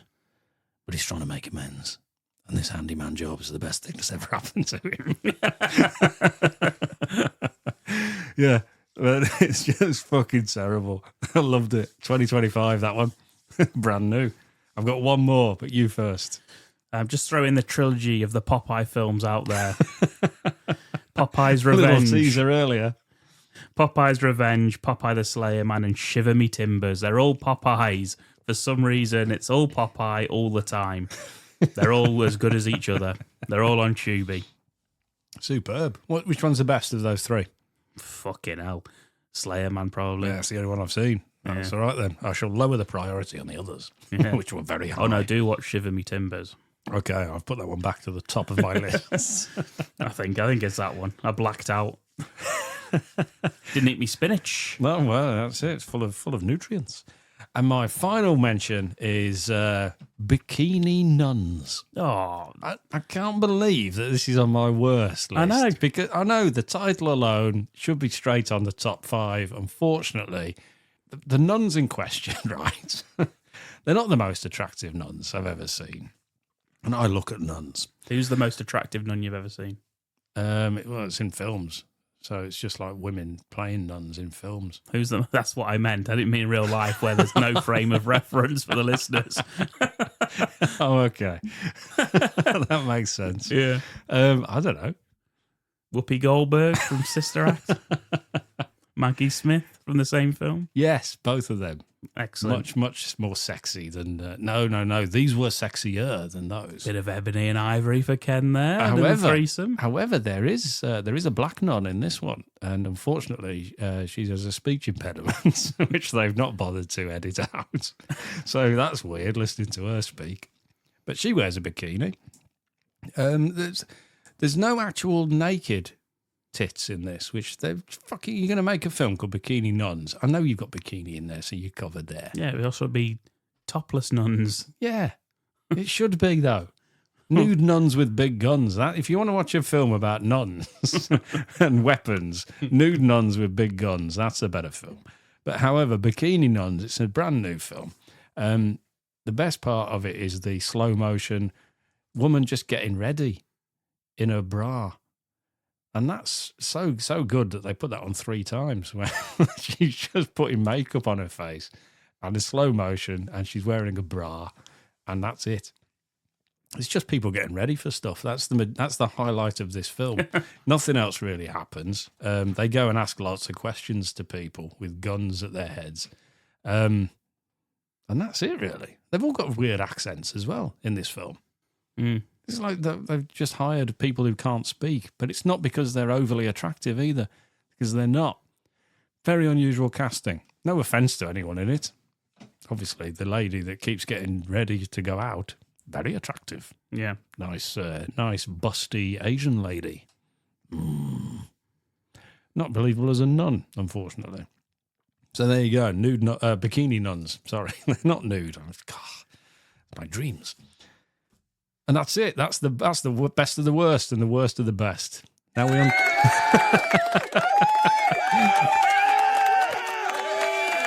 Right, enough of that. Here we go. Let's do the best of the best. Let's do the best. Okay, my number 5 best film of the year. 5, I can't really remember it. But let's have that applause back on. Thank you. Well done, Tom. I also What a haven't. crash bang wallop of a start. It is Nosferatu, the first Fucking film hell. I watched this year. Nicolas Cage horror Christmas film. That's it. Made better by the fact that Skarsgård isn't in it that much, really. Really? I have issues with Skarsgård as Pennywise. I know he's getting a lot of plaudits now for the series of it that's out now. I haven't seen it, but I didn't really like him as Pennywise, mainly in the character design more than his performance, I suppose. But besides that, the performance is absolutely fucking superb, Kenneth. I've not seen it because I don't know if I want to sit and watch 2 hours of black and whitery. Not anymore. Well, Convince me though, Dom, please. Don't just accept Well, it and it's- stop I mean- your review. well, in that case, Oh. let's forget the whole thing. I mean, it's Robert Eggers, so you're in for a good time with him anyway. I haven't seen The Norseman, actually, which he did, but I've seen all of his others. The And Northman, I've tried to watch that 3 times. I've fallen asleep every single time about the Yeah. same time as well. It's like there's a woman in the fog, and then I fall asleep. Then I wake up and it's still going on. I think, how fucking long have I been asleep? yeah, I mean, I've heard mixed, so which is why I've been very reluctant to watch it, so I haven't watched it. But the other ones I've watched, I've really enjoyed. I love The Lighthouse. This is great. I've not seen that either. It's like I'm accidentally avoiding all Eggers. Yeah, you need to watch The I Lighthouse. watched the one by his brother, didn't I? Yes, you The- did, The yeah. fucking front room or whatever it was called. Yeah. Yes, Yeah. I only go for the lower level Eggers. yeah. Yeah, you go for the not the free range Eggers, you go for the battery Eggers. I do indeed. Yes, Willem Dafoe, superb in this, as he is in everything he's ever been in. Lily Rose Depp's very good in it. Emma Corrin's good in it. I could go on. But yeah, I love the design, the look of the film, costume, like everything's great. Is it a gothic horror treat? It is a gothic horror treat of the senses.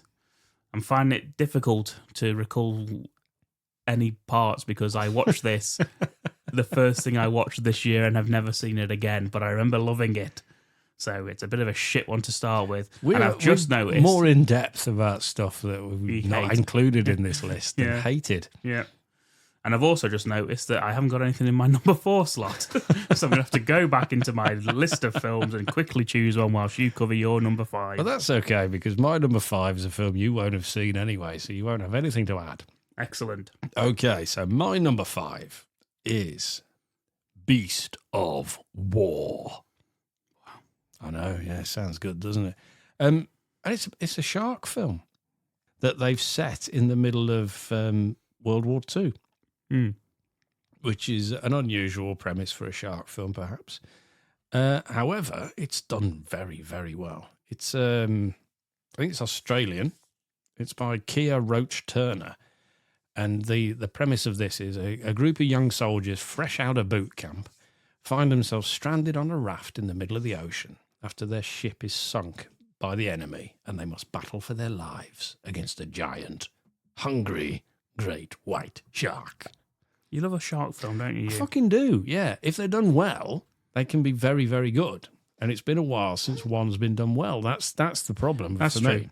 Because you didn't like Dangerous Animals, did you? Which a lot of people liked. I did, but I mean, sharks are just a sort of byproduct of Dangerous Animals. Dangerous Animals is not about sharks. They're just in it. Yeah. This is obviously about a shark. But even saying that, shark's not in it for the first good 20, 30 minutes. Yeah. It's not primarily a shark film. It's more about the platoon and everything. You've got like a black character in there, the Aborigine sort of character. Yeah, well, because of the time it's set, very openly racist, just thrown in throughout this film. But you've got the camaraderie of the platoon. You've got, obviously, there's a member of the platoon who's a prick. You've always got one of those, haven't you? Just to throw in a little bit of like animosity. And then they all go out on their mission. There's a bit of banter and everything. They fucking get blown up. And ship sinks, and they're just on the raft. And then, obviously, the shark turns up. The shark itself, because that's what you were going to deal with, it's fucking good. It does look good. And I think a lot of it's practical. So they've actually done a shark for this. Some of it's probably not, which fair dues. But the efforts that they've gone to in this are really good. The characters are good. You actually give a fuck if they're dead or not. There's some surprises where the shark just appears sometimes in the middle of like sentences. So it's not like it's coming or anything like that. They're just sat there talking, and suddenly the shark will take one of them. And that's it. It's gone again. And you think, what the fuck? It's like, didn't expect that in the middle of that. So I just really liked it. I thought it was a good addition to shark films. We've thrown it in the middle of like the fucking war is a great idea because you can just do different things. It's not the staple of what everyone else does, where it's just a bunch of rich fuckers going out onto a boat, being dickheads, and they deserve it. None of these deserve it, except probably the fucking one that you hate. But it's just really, really good. And they've all got injuries because of the war, because of the explosion, because of like the ship has sunk. There's injuries, so there's already blood in the water. So it's kind of like, yeah, okay, so the shark would keep coming back. And I just think it's really well made. Nice. Shark film. Recommended. Beast of War. Where did you watch that? Can't remember. Lovely. My number 4, which Ken is probably going to roll his fucking eyes at me. Oh, you've got a number 4 now, have you? I have. Yeah, you can buy it or you can rent Beast of War, sorry, on Prime. What you got? It is Wallace and Gromit, Vengeance Most Foul. Bloody old kid, isn't he? Yes. There's always an animation, isn't there? There's always an animation in there. Probably. That's fucking good, though, isn't it? I watched this like... Yeah, go on then. Was this New Year's Day this released? I think so, yeah. So this How can this not be the first... You said Nosferatu was the first one you watched. Yeah, but I think actually it was this. You can't postpone Wallace and Gromit for Nosferatu. Yeah. What a double bill Dom's gone for on day one. Yeah, it's like Barbie and Oppenheimer for me, this was. No, I definitely watched this first, and then I watched Nosferatu. Nosferatu was the first thing I saw in the cinema, definitely. Oh, right, okay. I watched that in January, but yes, Wallace and Gromit, Vengeance Most Foul. It's Wallace and fucking Gromit, and as always, they are absolutely fucking superb. It is good, yeah. And it's a very, very good one. Yes, I've seen this one, and I do like this one as well. Did you watch it as it aired, or was it I think so. Yeah. I think so, yeah, because my daughter was getting into the Wallace and Gromit stuff. Oh, so good. Because... that's a really good one to show kids, isn't it? Wallace and Gromit. Wallace and Gromit, yeah, because it is just good fun. It's, we did the wrong trousers. I think it was that they got her hooked on it, and she liked the music, so she know that music of Wallace and Gromit. If I ever sang it to her, which I do often sing. Yeah, and this is the sequel to the wrong trousers. Yeah. So that's why we did it, because I think she just got into the Wallace and Gromit, so I bought the DVD of the collection. Nice. And we'd been watching those, and then in preparation for this, and she loved this one as well. Yeah, Feathers McGraw returns. Absolutely superb villain. Great name. The first one with Ben Whitehead, I think, as Wallace. I could be wrong, but I think it is. Reece Shearsmith is the sort of evil elf thing that he creates, who's fucking great in it. And it is just outstanding, and it's not just it's quite scary actually. Some parts of it with the elf that goes bad. Yeah. And as I said before, it's might be. I think it is Ben Whitehead's first one because Peter Sallis retired in 2010. And he died, hasn't he? And died in 2017. So this is Ben Wyatt's first turn as Wallace, and seamless for me. Yeah, very good. Peter Kay's in there as Macintosh, the Chief Inspector. He's good as well. Yeah. I like Macintosh. Just funny, really well made. I love the claymation style that Wallace and Gromit has. I love that it's so fucking British, the It humour. is outrageously British, actually. I was going to bring that in Yeah. at the end. There's a lot of references that non-Brits would probably not have a fucking clue what we're talking Yeah, about. I don't know if Wallace and Gromit travels well to America. No, I think the accents are probably not helping, and That's true. A lot of the dialect that they throw in and like slang of North, it's not overly appreciated anywhere else other than England. Even if it's not in the north of England, sometimes you're just like, what? And of course, is that your only animation of your list? Yes. So of course not. Of course not. The rest of them are. Of course not. All the others are without dialogue. That's per My fucking favourite usual. one is about a piece of bread dreams to be toast. Your next one, Ken? I don't need to go on about that. Anyone who's ever heard of Wallace and Gromit knows why it's on my list. And anyone, Americans who haven't heard of it, you probably won't like it because it's very British-centric. Yeah, but Your kids probably might, though. maybe not. My number 4. My number 4 Yeah. is the David F. Sandberg film, Until Dawn. What the fuck? Really? Yeah. What Good the God. fuck is that? Good God, I've heard people absolutely slate that film. Well, Oh, you've not played the game, it's though, have you? based on a game which I've got no fucking interest in, okay? So if that's your reasons that it's not very good, I couldn't care less. Delete that out, seeing as that game might be coming back to bite you in the arse at some point. Why? It might be a Patreon thing, Ken, for all you know. For fuck's sake. Carry on. Okay, I've never played the game, couldn't care less. But the film, it's just an unashamedly fun horror film, I thought. I thought it's not fucking preaching at you. It's not trying to teach you anything. It's not clever. It's not intelligent. It's not... I don't know, there's no fucking moral anything. Well, It's then what's the point? fucking entertainment, Dom. That's what the point of That's this is. overrated nowadays, Ken. I want a That's- message. Honestly, that's what I thought of this film. I watched it and I just thought, do you know what? That was just fucking good fun. And that's why it's on my list, because I think people don't even fucking go into films anymore for this. They go in for like the weapons, for the oh yeah, but what about the meaning of that in society, and how could it really bullshit on all of that? Because this is just fucking nonsense that wouldn't ever happen, can't ever happen, but it's a fucking good laugh.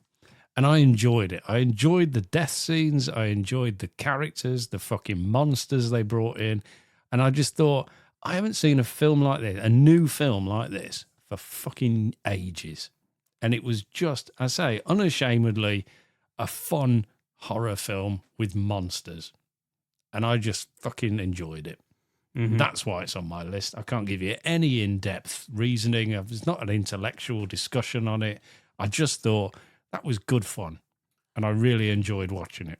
So, See, because there. Ken spends all of his time watching Tubi horror, this is why this film gets into his top 5 films. Wait till of you the hear what year. is in it. Oh dear. Yeah, wait till you hear all those fucking pseudo society. Oh yeah, let's discuss the implications of what would happen. It's bullshit. Put some fucking monsters in a scary house. I'm happy. Thank you. Number 4. My number 3 is Ugly Stepsister. Oh yes, not again. Shudder. Yes. Yeah, you should. Shudder is a Shudder exclusive. Great performance from Leah Myron as Elvira. Not my quote, but I liked it. Takes a hammer and chisel to the fairy tale of Cinderella. And also someone's called it literally the ugly stepsister of The Substance. It's very much of the same ilk. Shot very well, almost like a period drama. Gets to be gory when it wants to be. Gets to be body horror when it wants to be. And really, really enjoyed it. I've still not seen it. No. I know it's you on- recommended it to me in the what we've watched. Yeah. My son actually recommended it to me as well. I still haven't bothered watching it, so Screw you guys. Oh, Ken's too busy watching video game Adaptations. And thoroughly enjoying them. But I would recommend everyone except for Ken to watch The Ugly Stepsister. It's still on the list. I just haven't got to it. I'm a busy man. I've got shit to do, man. In a world where we get spin-offs of Popeye and Mickey Mouse, I've seen those. we get a spin-off of Cinderella from the point of view of the Ugly Stepsister. I like that they did that. I like the fact that the prince, who the Ugly Stepsister spends all of her time fawning over because he's perfect prince, when you meet him's a total cunt. Well, spoilers. Not really, but Okay. and it just shows you, Ken, the message. The message is what I like most about it. The lengths women will go to appear attractive. Oh, good. It's bloody eye-opening, Ken, I tell you. This and The Substance is a back-to-back. You'd think on about your perspective of women. Yeah, well, no one likes an ugly chick, though, right? That's the tagline for this film. Well, there you go. Maybe I don't have to see it. Ken's lived it. Yes, well, it's still on my list. It's still on my list. It hasn't moved priority, however, so it's still there. Excellent. Right. What's your number 3, Ken? My number 3. Duke Nukem. Close. My number 3 is a Hindi Bollywood film directed by Nikhil Nagesh Bhatt. And it is, of course, Kill. It's a true story, though. All of what I've just said, it's true. That is what the film I'm talking about. Fantastic. It's- Sell me on it, Ken. During a train trip to New Delhi, a pair of commandos face an army of invading bandits. Bandits. Bandits? Yeah, it just means thieves, dumb. That's a bit of an old-timey bandit. I'm thinking tricorn hats and... No. Horseback. This is modern time. This is a 2023 film. And it is an Indian film. It's a subtitle film. You can watch it on Prime. And it's like, Under Siege 2, where he's on a train Yeah. against like high-tech or weapons and all that sort of stuff. There's nothing high-tech in this one. They're just a bunch of thieves, basically. Cannon fire. Bandits. Flint pistols. On horseback, trying to catch up with the train. No, Dom. No, it's basically they're just thieves, and they're going around through the train and just robbing everybody at knife point. People fight back, and obviously violence ensues. But there's a pair of like trained commando soldiers on there as well who don't take fucking kindly to that sort of thing. That's what they say. And when the violence kicks in, it's fucking brilliant. And it's not from the beginning. It's like you've got your standard. I don't know if you watch many Bollywood films, Dom. No, but there's usually there's a lot of emotion brought in. There's a lot of. I watched that. Was it RRR? Yeah, but it's kind of like that. There's lots of flashbacks to men and women and their relationships and how much they love each other to set all of it up. So Do they dance?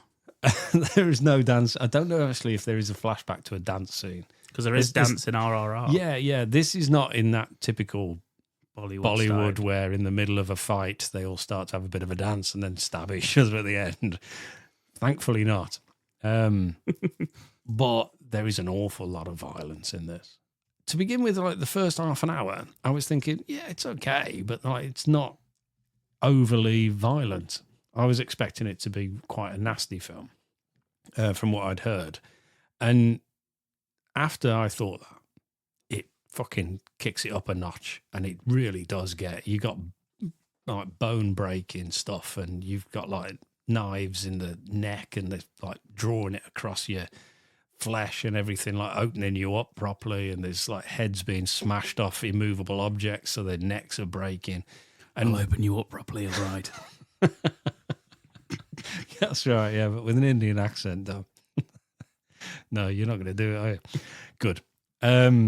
I just really enjoyed it. I thought it was really good. When the violence just fucking kicks up a notch, and it's relentless then until the end. And it's like there's people that the commando soldiers care about, and as they take a few people down, turns out that the bandits are like family as well. So then they get like upset about people being killed. So then there's like revenge on both sides, and it just sort of like escalates all the way through. And it's all set on a train, so no one can just get the fuck off. So it's kind of like that's it. You're in an enclosed space, and you either fight or you fucking die. And I really liked it. Nice. Yeah. So there you go. It's called Kill. Simply called Kill, and it's on Prime.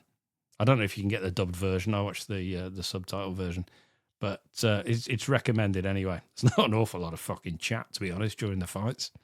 A little bit in the backstory, but once you get into the action, I don't think you really need to know what they're saying. Good, violent fun. Lovely stuff. Kill on Amazon Prime. My number 2, Ken, is a new film. Brand new film. Brand new. It is the 2025 Yorgos Lanthimos film, Begonia. Oh, Yeah. not seen it yet.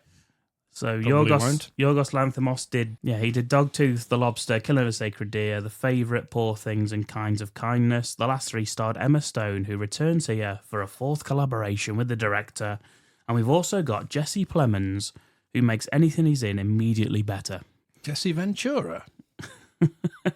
No? Jesse Plemons. We also have Alicia Silverstone. Really? Yes. Is she back, is she? And newcomer Aidan Delbis. Jesse Plemons is Matt Damon, isn't he? Sort of, yes. He's like the Matt Damon, fat face Matt Damon. He is, but Ginger. no longer fat-faced Matt Damon. What? He's slimmed down. Oh, no.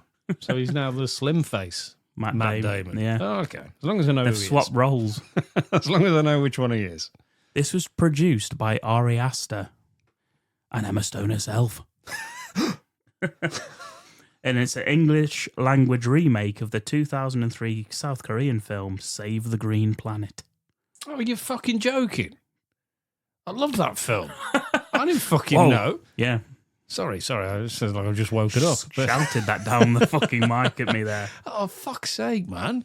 I love that film. I bet it's Yeah. not as fucking mental. I bet have it you- fucking isn't. I bet it bloody isn't. Have you seen any of his films before? Yorgos Lanthimos' I don't films? know. He's fucking Oh, yeah, nuts. you just named him. I was going to say, I don't know any of them. Yes, I have, yeah. Yeah. But have you seen Save the Green Planet? No. Well, there you go then. So we're both at the fucking locking A horns stalemate. here, aren't we? This is about 2 cousins who kidnap a powerful CEO, suspecting that she is secretly an alien who wants to destroy Earth. Emma Stone and Jesse Plemons are fantastic in this, and the film's at its best when they're interacting with each other. Gave me like The Collector vibes, you know, the novel The Collector.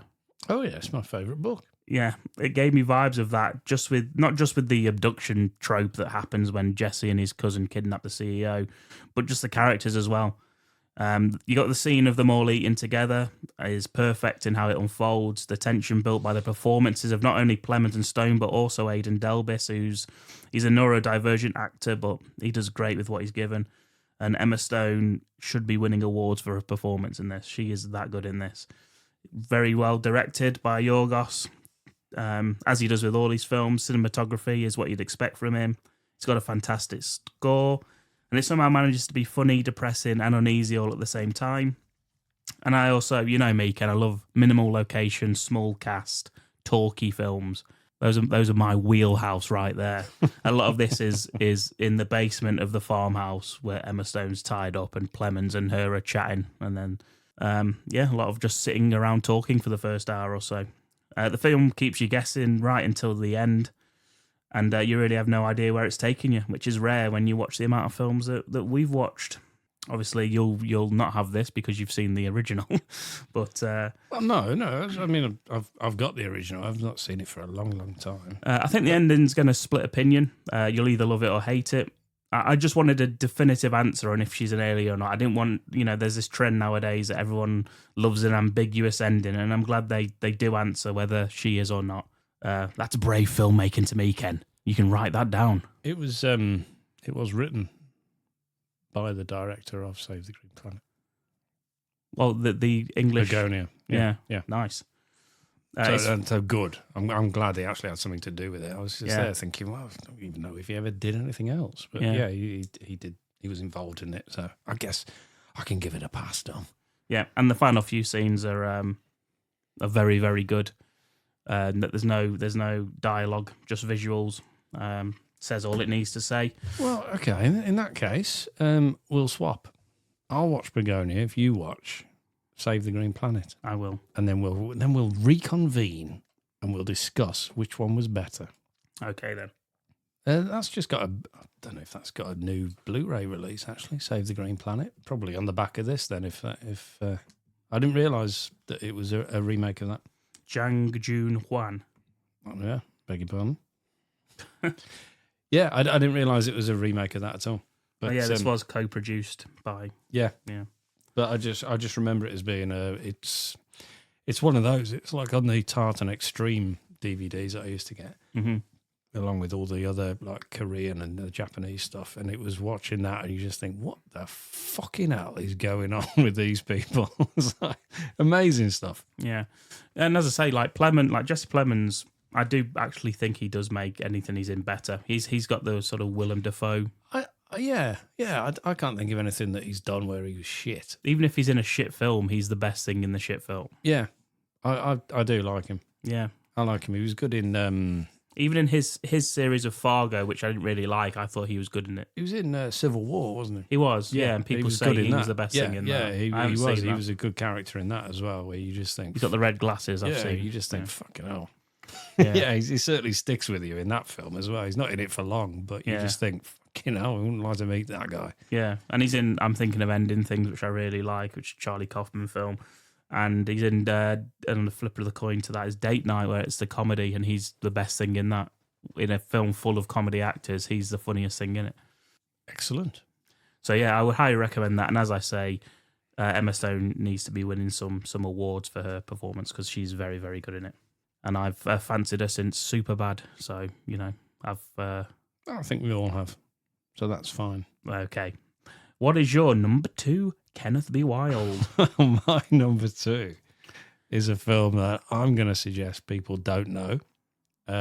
Maybe correctly, maybe naively, but it is the 2024 Claudio Del Falco film, The Martial Avenger. It's a fucking great title. It's one of those that he directed it, he wrote it, he started it, and it's so fucking funny. And it's not intentional, of course. It's a serious martial arts film. And I've reason to believe this is the first Italian film that is a premise is just martial arts. You know that we did the first Irish one. Yeah. I think this is the first Italian martial arts film. And fucking hell, I bet they don't make any more. Not after this. Well, I mean, I'm just looking at some of the stills and the... I watched this. I watched this film. And if you've ever thought about ticking boxes for what makes a fucking funny film about like action, this has got everything. He's a martial arts champion. A rival gang rape and kill his wife, who's played by an obvious fucking porn star. And then with the advice of his coach, who's some mystical Japanese guy living in a fucking field. The fucking poster. He is organises. fantastic. He goes out and revenge against all of the gang members, and honestly, it is so fucking brilliant. I laughed my way through this film from start to finish. It is amazing. He dresses up as a ninja for some reason and runs around in the middle of the day. It's like 2024 film. It's brand new, this. His wife's great. She's clearly a porn star. She's had lots of work done. And when he gets home and finds that she's been killed, she's naked, obviously. She's topless. He goes and does the, no! Or maybe it's a, why? But either way, it's fucking great. And she's naked, and because he's like holding onto her arm as he's doing it, he's jiggling those tits about, which I thought was brilliant. for his dead wife, just like, jiggly, jiggly, jiggly. Everything in this film's fucking funny. The action's funny. He runs faster than cars. He just fucking appears places, dressed as a ninja, and immediately takes his mask off so they can see who it is, getting the revenge. So why he's dressed as a ninja, I don't know. He's just fucking great. He's like, I don't even know how old he is. He's got to be in his 40s. It's got to be by So what the fuck he's doing? Deciding that this is the film he's gonna make. He was born in 1972. The man's 50 years old, and he's dressed up in his leather jacket and his fucking little sunglasses. He's got no shirt on underneath his leather jacket. But I thought this was so much fun. I really, really enjoyed it. He's been in quite a few things. I think he was in. What else has he been in? Now I'm just having a quick look. Oh, he's been in quite a few things, but mostly Italian stuff, to be honest with you. But this is so funny. He's called Claudio in the film as well, just in case you forgot his name. But Claudio, I love you. But I cannot undersell how, I cannot oversell how fucking funny this film is. I really enjoyed it.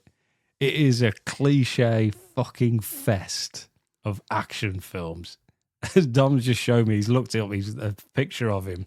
He's at his wife's grave and he's unsheathing a samurai sword. It's like that's where he swears revenge. It's fucking brilliant. Well, the poster is him doing like a split leg high kick. Yeah. But in the background is just like a Lamborghini. Yes, the Lamborghini features quite heavily. That's the car that features like he's just hired that and thought we better get the most out of this one. And it looks to, what is that in the background? I don't even know what that is. Someone in a wheelchair or something? A bunch of gang. Have you seen what the tagline is for that? No, go on. He was trained to one thing. Revenge. No, that's not true, because he's already fighting at the beginning. And there's no revenge going on. It's a sentence. No. He was trained to one thing. That's on the poster.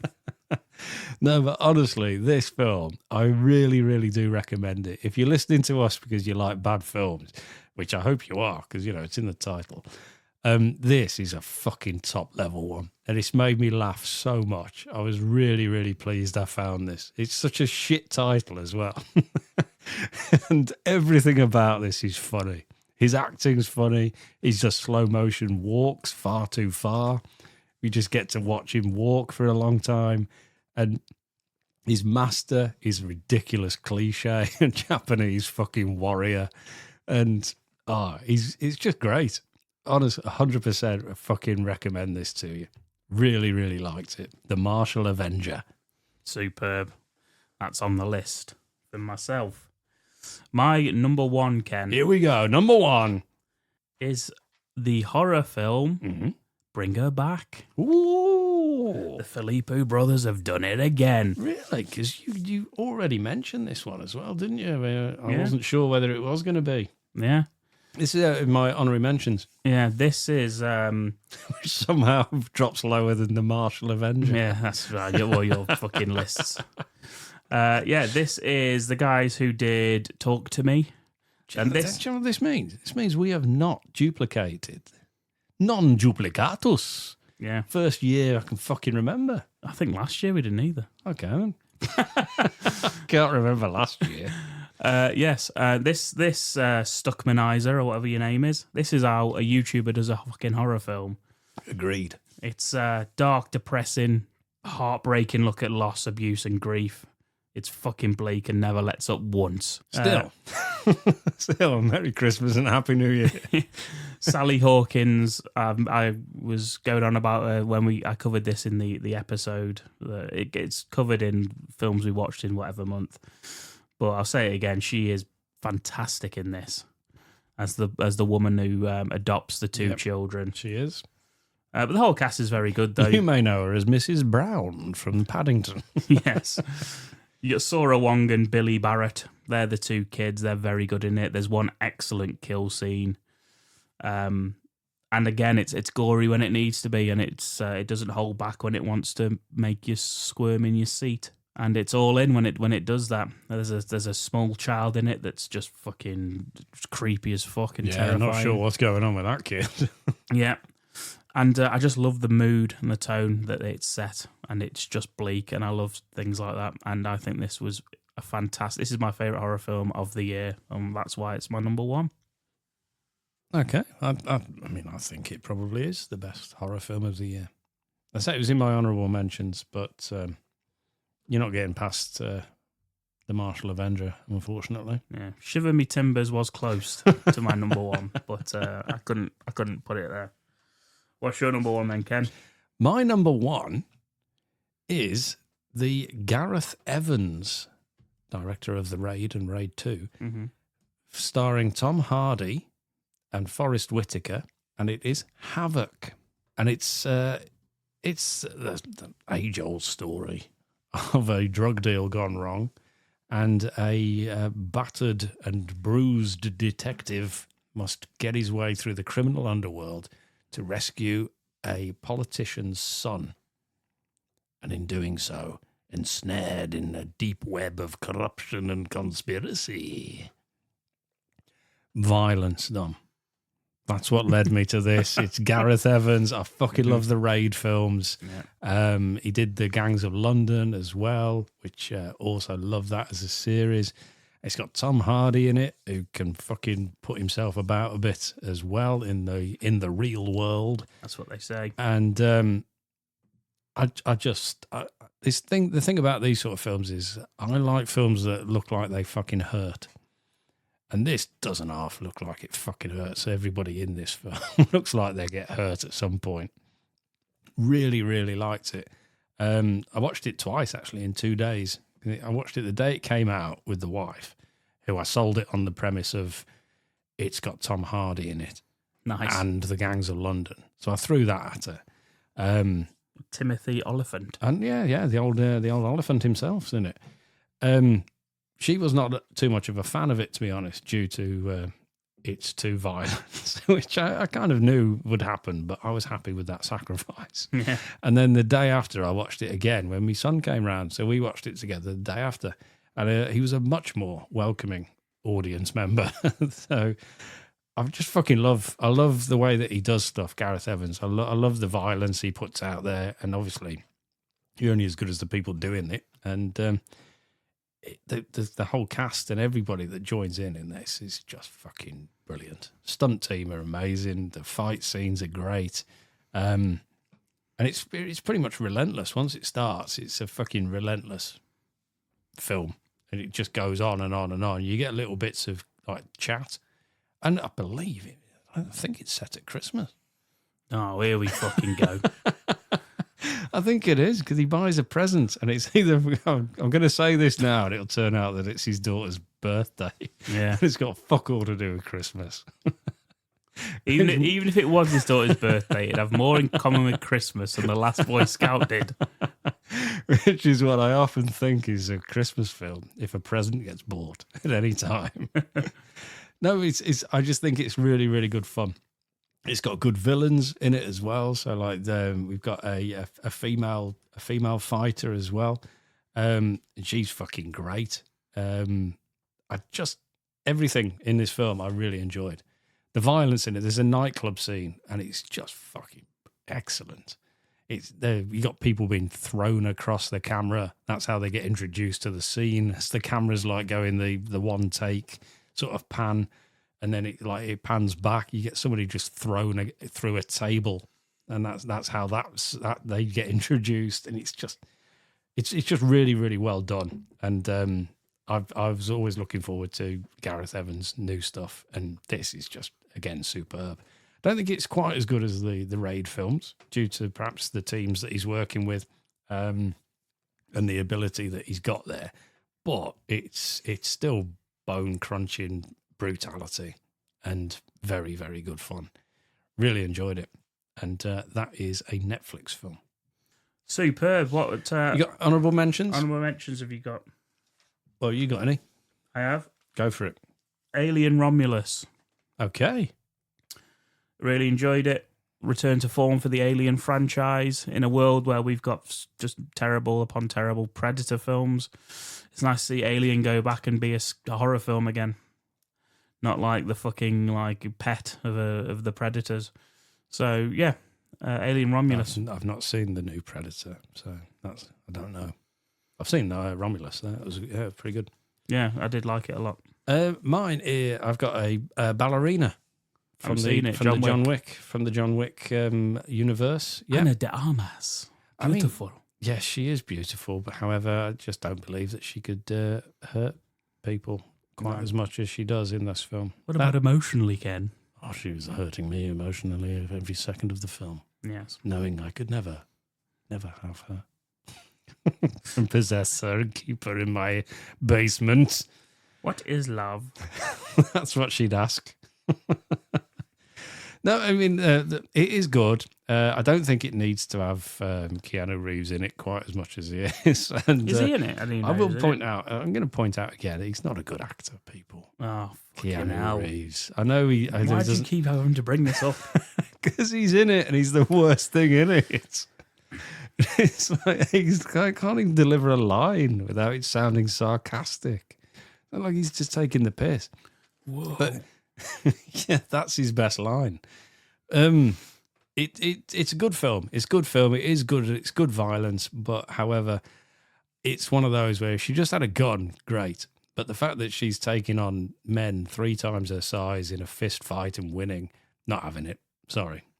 Got another one? Yes, I have. Frankenstein. Oh, Guillermo. You and your bloody Nosferatu Frankenstein. Guillermo del Toro. You've gone classic monster. I have. And you know what, Ken? I have come to the conclusion, because I've read the book as well. This is, and Kenneth Branagh's version was more closer to the book than the Hammer version. I really like the Hammer horror Frankenstein. I don't like anything that's resembling the book too much. And I realise I don't actually like the book either when I've read it. That's me. Yeah, I just don't like the story. I like the Hammer horror version of Frankenstein with the bolts in the neck and the green, and he's not like that in the book. He's like articulate and he learns and all this sort of stuff. I did my English A-level literature On Frankenstein. A-level on Frankenstein and Dracula and the themes of alienation that run throughout the both. Yeah. Thank you very much, Dom, for explaining the book to me. Yeah, it's Dracula's quite a thick one. That was a self-imposed isolation, and that's why I went for the differences between them. They're sort of known as the most like the pinnacle of gothic horror, aren't they? Both, but they both deal with alienation. One self-imposed, and one it's absolutely not his fault whatsoever. Yeah, I do like the how Dracula failed the exam. Yeah. Yeah, because it was just like, what the fuck are you on about? I was like, why don't you just pick one? I was like, it's too late now. Came with something about the Leslie Nielsen Dracula Dead and Loving It script that he had. Yeah, and Young Frankenstein and Mel Brooks. So, that's a Frankenstein film.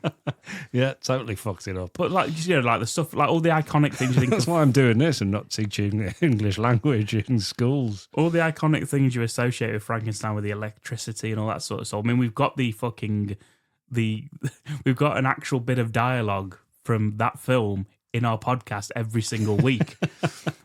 All of that stuff is actually not in the book. It's like a creation for the Hammer horror Frankenstein thing, and just him sort of moping about like being upset is not really what I'm into, and that's probably going to be upsetting for someone, but a lot of people who love Frankenstein, but. Not really. I like the film, and I think I love Guillermo del Toro. It's a good film, but just not my cup of tea. I don't know if you noticed, Dom, but Frankenstein is actually the name of the doctor, not the monster. No, I don't know. You probably haven't figured that out. No. But yeah, I'd just like to point that out for people that I'm aware of that. Yeah. Yeah, I'm very clever, you see. Yeah, that's true. Yeah, so maybe you just didn't understand it. That's probably what I think that's right, yeah. That is probably actually true, but yeah, I did like the film, but I just don't really like the Frankenstein story. I've not seen it because I don't know if I can be bothered. Similar to Nosferatu, where okay, but I know what happens, and I'm not really bothered sitting through a couple of hours of that when I know. Yeah.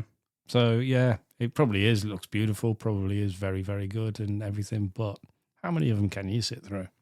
I remember watching the Christopher Lee ones and everything like that. It's Peter Cushing, and yeah, he scared the shit out of me. One of them really scared the shit out of me. But, Is that with Christopher Lee as the monster? I think so. Yeah. He looks fucking terrifying in that. Yeah. Yeah. And when he's like, he's just in the stone brick thing, and he's like going in, then suddenly like thick blood splatter everywhere, and you just think, fucking hell. Yeah. Watched that as a kid, scared the shit out of me.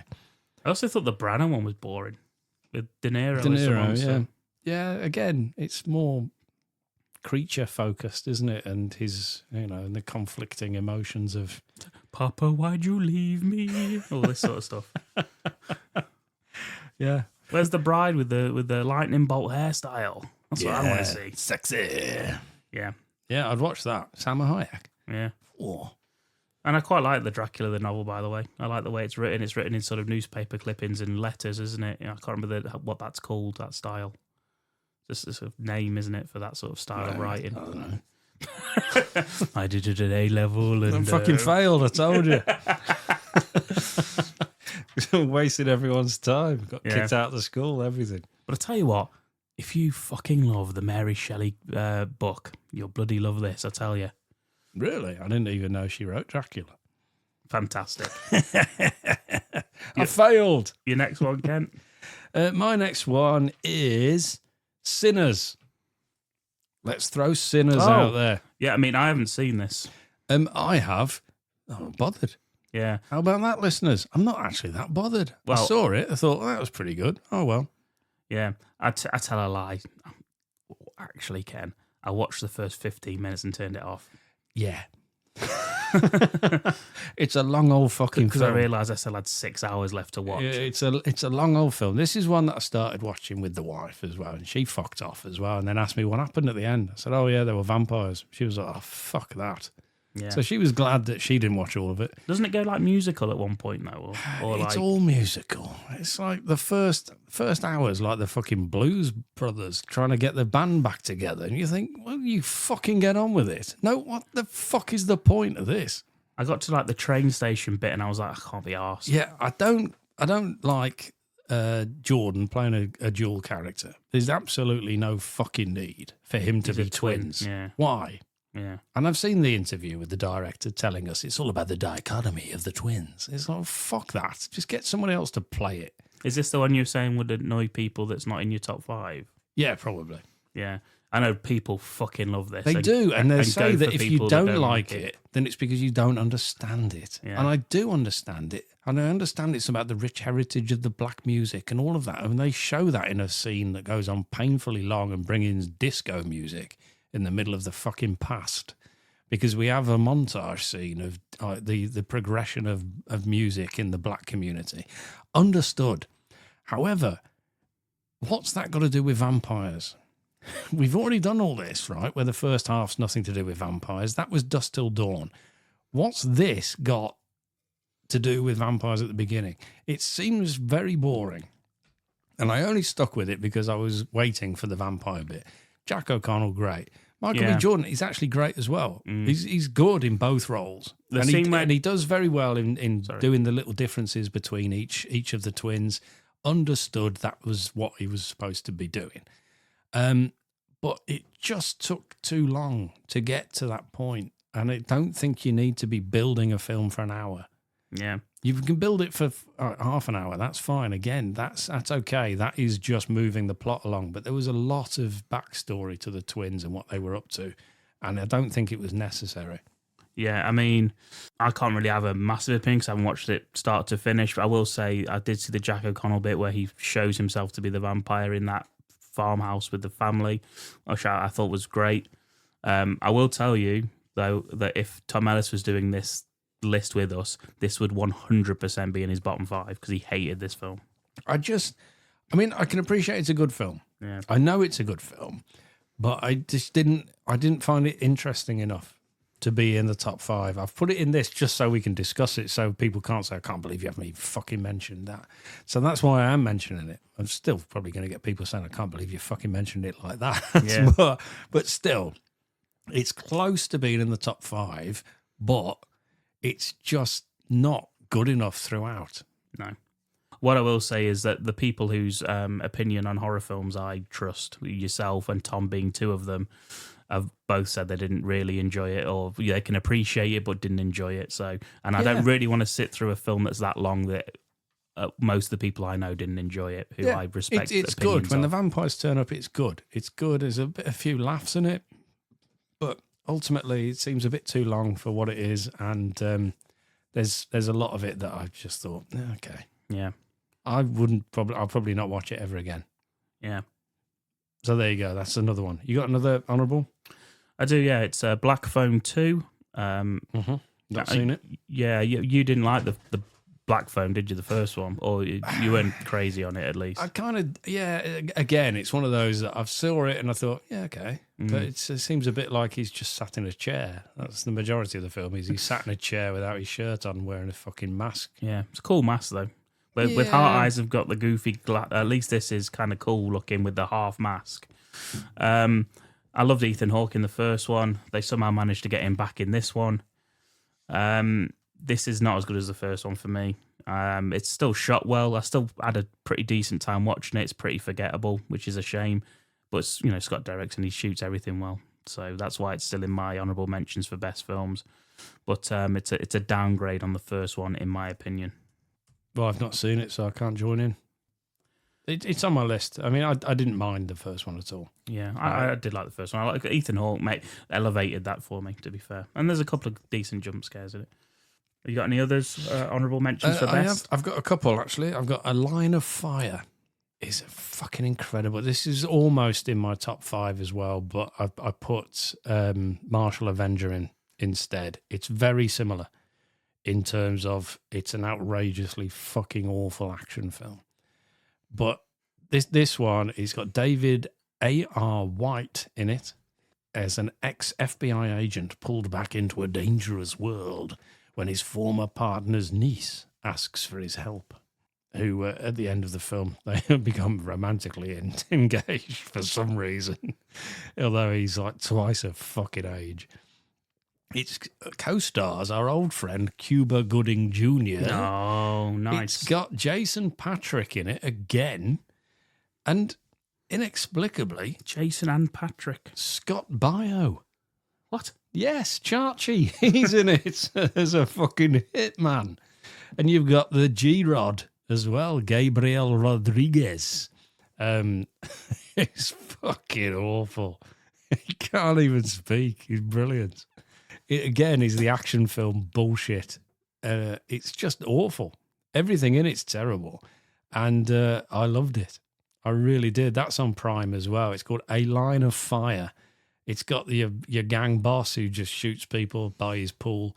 You've got the superhero who's fucking rubbish and you've never heard of him. You've got Cuba Gooding Jr., who's also a gang boss somehow. Scott Baio, who's an assassin. There's a twist in it as well that you see, like the good guy boss is the twist, right? And I don't know, but the good guy boss, she has got nails longer than my dick in this film. Unless I actually check again, and she's got quite short nails. Let me check. Should still be true. Could still be accurate. But she can't act to fucking save her life. And I wish they'd put their life on the line, actually, to test that. But she's terrible. She can't fucking speak either, which is incredible that they've given her a speaking role. She is awful and therefore brilliant. But every time you see her, you just think, is she wearing a mask of her own face? Because that's how unrealistic she looks. And I just really enjoyed it. A Line of Fire. It's 90 minutes of action bullshit. Yeah. And again, fully recommended. Well, scraping the barrel towards the end of mine, just edging into some of the best films I watched, was Heretic with Hugh Grant, just for his performance in the first half of that film. I forgot that was this year. Yeah, everything up until they actually choose which door to go through, I think, is almost Agreed. a perfect horror film. Yeah, short horror film classic, if it was. Yeah, if that ended as them walking through the door and you never find out the ending, it's left ambiguous, that's a very, very, very good short horror film. Yeah. Ominous as fuck, isn't it? With everything that he's saying and that, you just feel unnerved by his every fucking word. Yeah, and like the hardest thing for like films, I think, is to write good dialogue that can keep you captivated when you're in a room for the whole film. Yeah, especially in that close one location. And Hugh Grant and those two women are absolutely fantastic in that. So Hugh Grant is fantastic in that film. It doesn't get on the best list just because of the last half, which I didn't really enjoy, to be honest. It sort of went by the numbers horror, unfortunately. I've got one battle after another. Yes, but let's carry on with this. Yeah, okay, so we'll skip that. I've got The Long Walk. Oh, yeah, this is on my list to watch, Stephen King. Yeah, it's, Richard Bachman again. Seems odd, doesn't it? You've got The Running Man and The Long Walk, both Richard Bachman books. This one, it's literally just a long walk. They're just walking all the way through the fucking film, ages. Walking and a talking. Mm. It was all right. I know some people have said it's amazing. It's the best fucking... Yeah. And again, it was like, yeah, okay. I get it, but yeah, it's all right. Yeah. I don't know what the fucking point is. Again, it's one of those. It's like, oh, no, you see, it's the dystopian vision of... It's like, yeah, okay, but something should happen. You can't just be fucking walking. There's a couple of decent bits in there. There's like some characters. You get the characters that you're supposed to hate. You get the characters that you're supposed to like. There's a lot of characters you don't give a fuck about. A lot of King's novels, then. Yeah, well, it's a good film, but again, I won't watch it again. I'm just not bothered. Mm-hmm. And my final honourable mention, inexplicably perhaps, is Minecraft. Yes. Who is this sitting across from me? Yes, it's Jack Black and it's Jason Momoa. Oh, is it because you fucking met him? And he bloody tickled his bollocks? Yeah, because we're now great friends. What with him just staring blankly ahead of himself whilst I said, hello. I think he's quite good in it. I think he's good in this kind of... It's a self-deprecating role himself, really. He's kind of poking fun at his legendary status. Jack Black's himself, obviously. Jack Black is just Jack Black. Mm-hmm. But I just thought it was good fun. I thought it was a good, fun film. It's not it's not going to change your life. Don't believe that, Dom. No. I wasn't. But I just thought it was a good laugh. I don't fucking know what Minecraft is. Nor do I. No. But I watched the film and I thought, that's all right, that. See? Until Dawn, right? Minecraft. Both games, I couldn't give a fuck. But I watched the films and I thought they were both good. There you go. Gone are the days of Van Damme in Street Fighter, Mortal Kombat stuff. All of those that people pull apart beyond belief. I ain't got time for that shit. Obviously, they're on our list. But these two, I thought they were good. Minecraft's good laugh. Good laugh for the kids. The kids will like it. There's enough in there for adults as well. Why not? Give it a go. Minecraft, fucking funny. Ken's softening in his old age. How dare you? My daughter liked it, so I'm putting it in my list. I crave the violence, Dom. However, the other side of me craves the laughs. Dom? Okay, so let's quickly go through our top fives.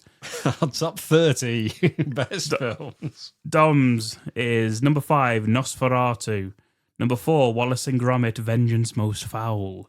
3, Ugly Stepsister. 2, Begonia. And 1, Bring Her Back.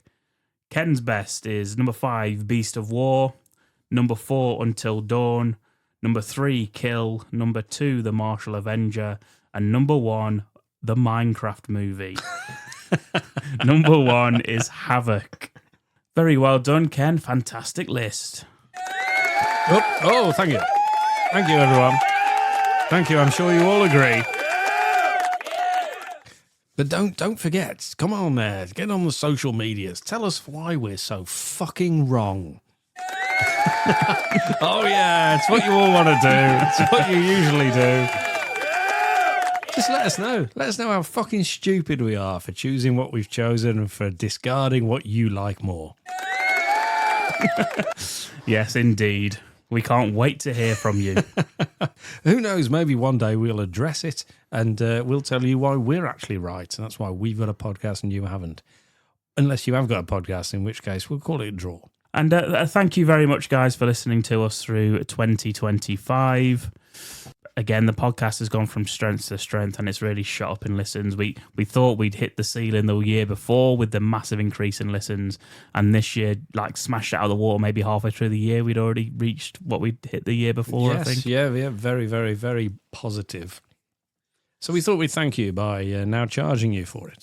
So that's how much we appreciate that. We've opened up a Patreon. People were saying crazy things like, we want more of your content in our orifices. That's what they've said, yeah. All of that. Where are the film pictures? We miss those as well. Bring those back. Well, good news is you're going to be getting an extra episode as part of Patreon every single month, full-length episode, and they will all include film pictures at the end of them. Shit. We've got to up our game, Ken. Well, I don't know. My game's as up as it can be, Yes. which is often disappointing. Thank you very much if you do decide to become a patron. And if not, still thank you very much, and still thank you for continuing to listen to us. And let's all have a fucking good 2026, eh? Yes, come on now. Let's all gang together and just watch some fucking shit films and enjoy them. That's the main thing. See you next time, everybody. See you now. Bye. Dominic Lawton can be wild. Welcome to the Bad Movie Cult. Dominic Lawton can be wild. Welcome to the Bad Movie Cult.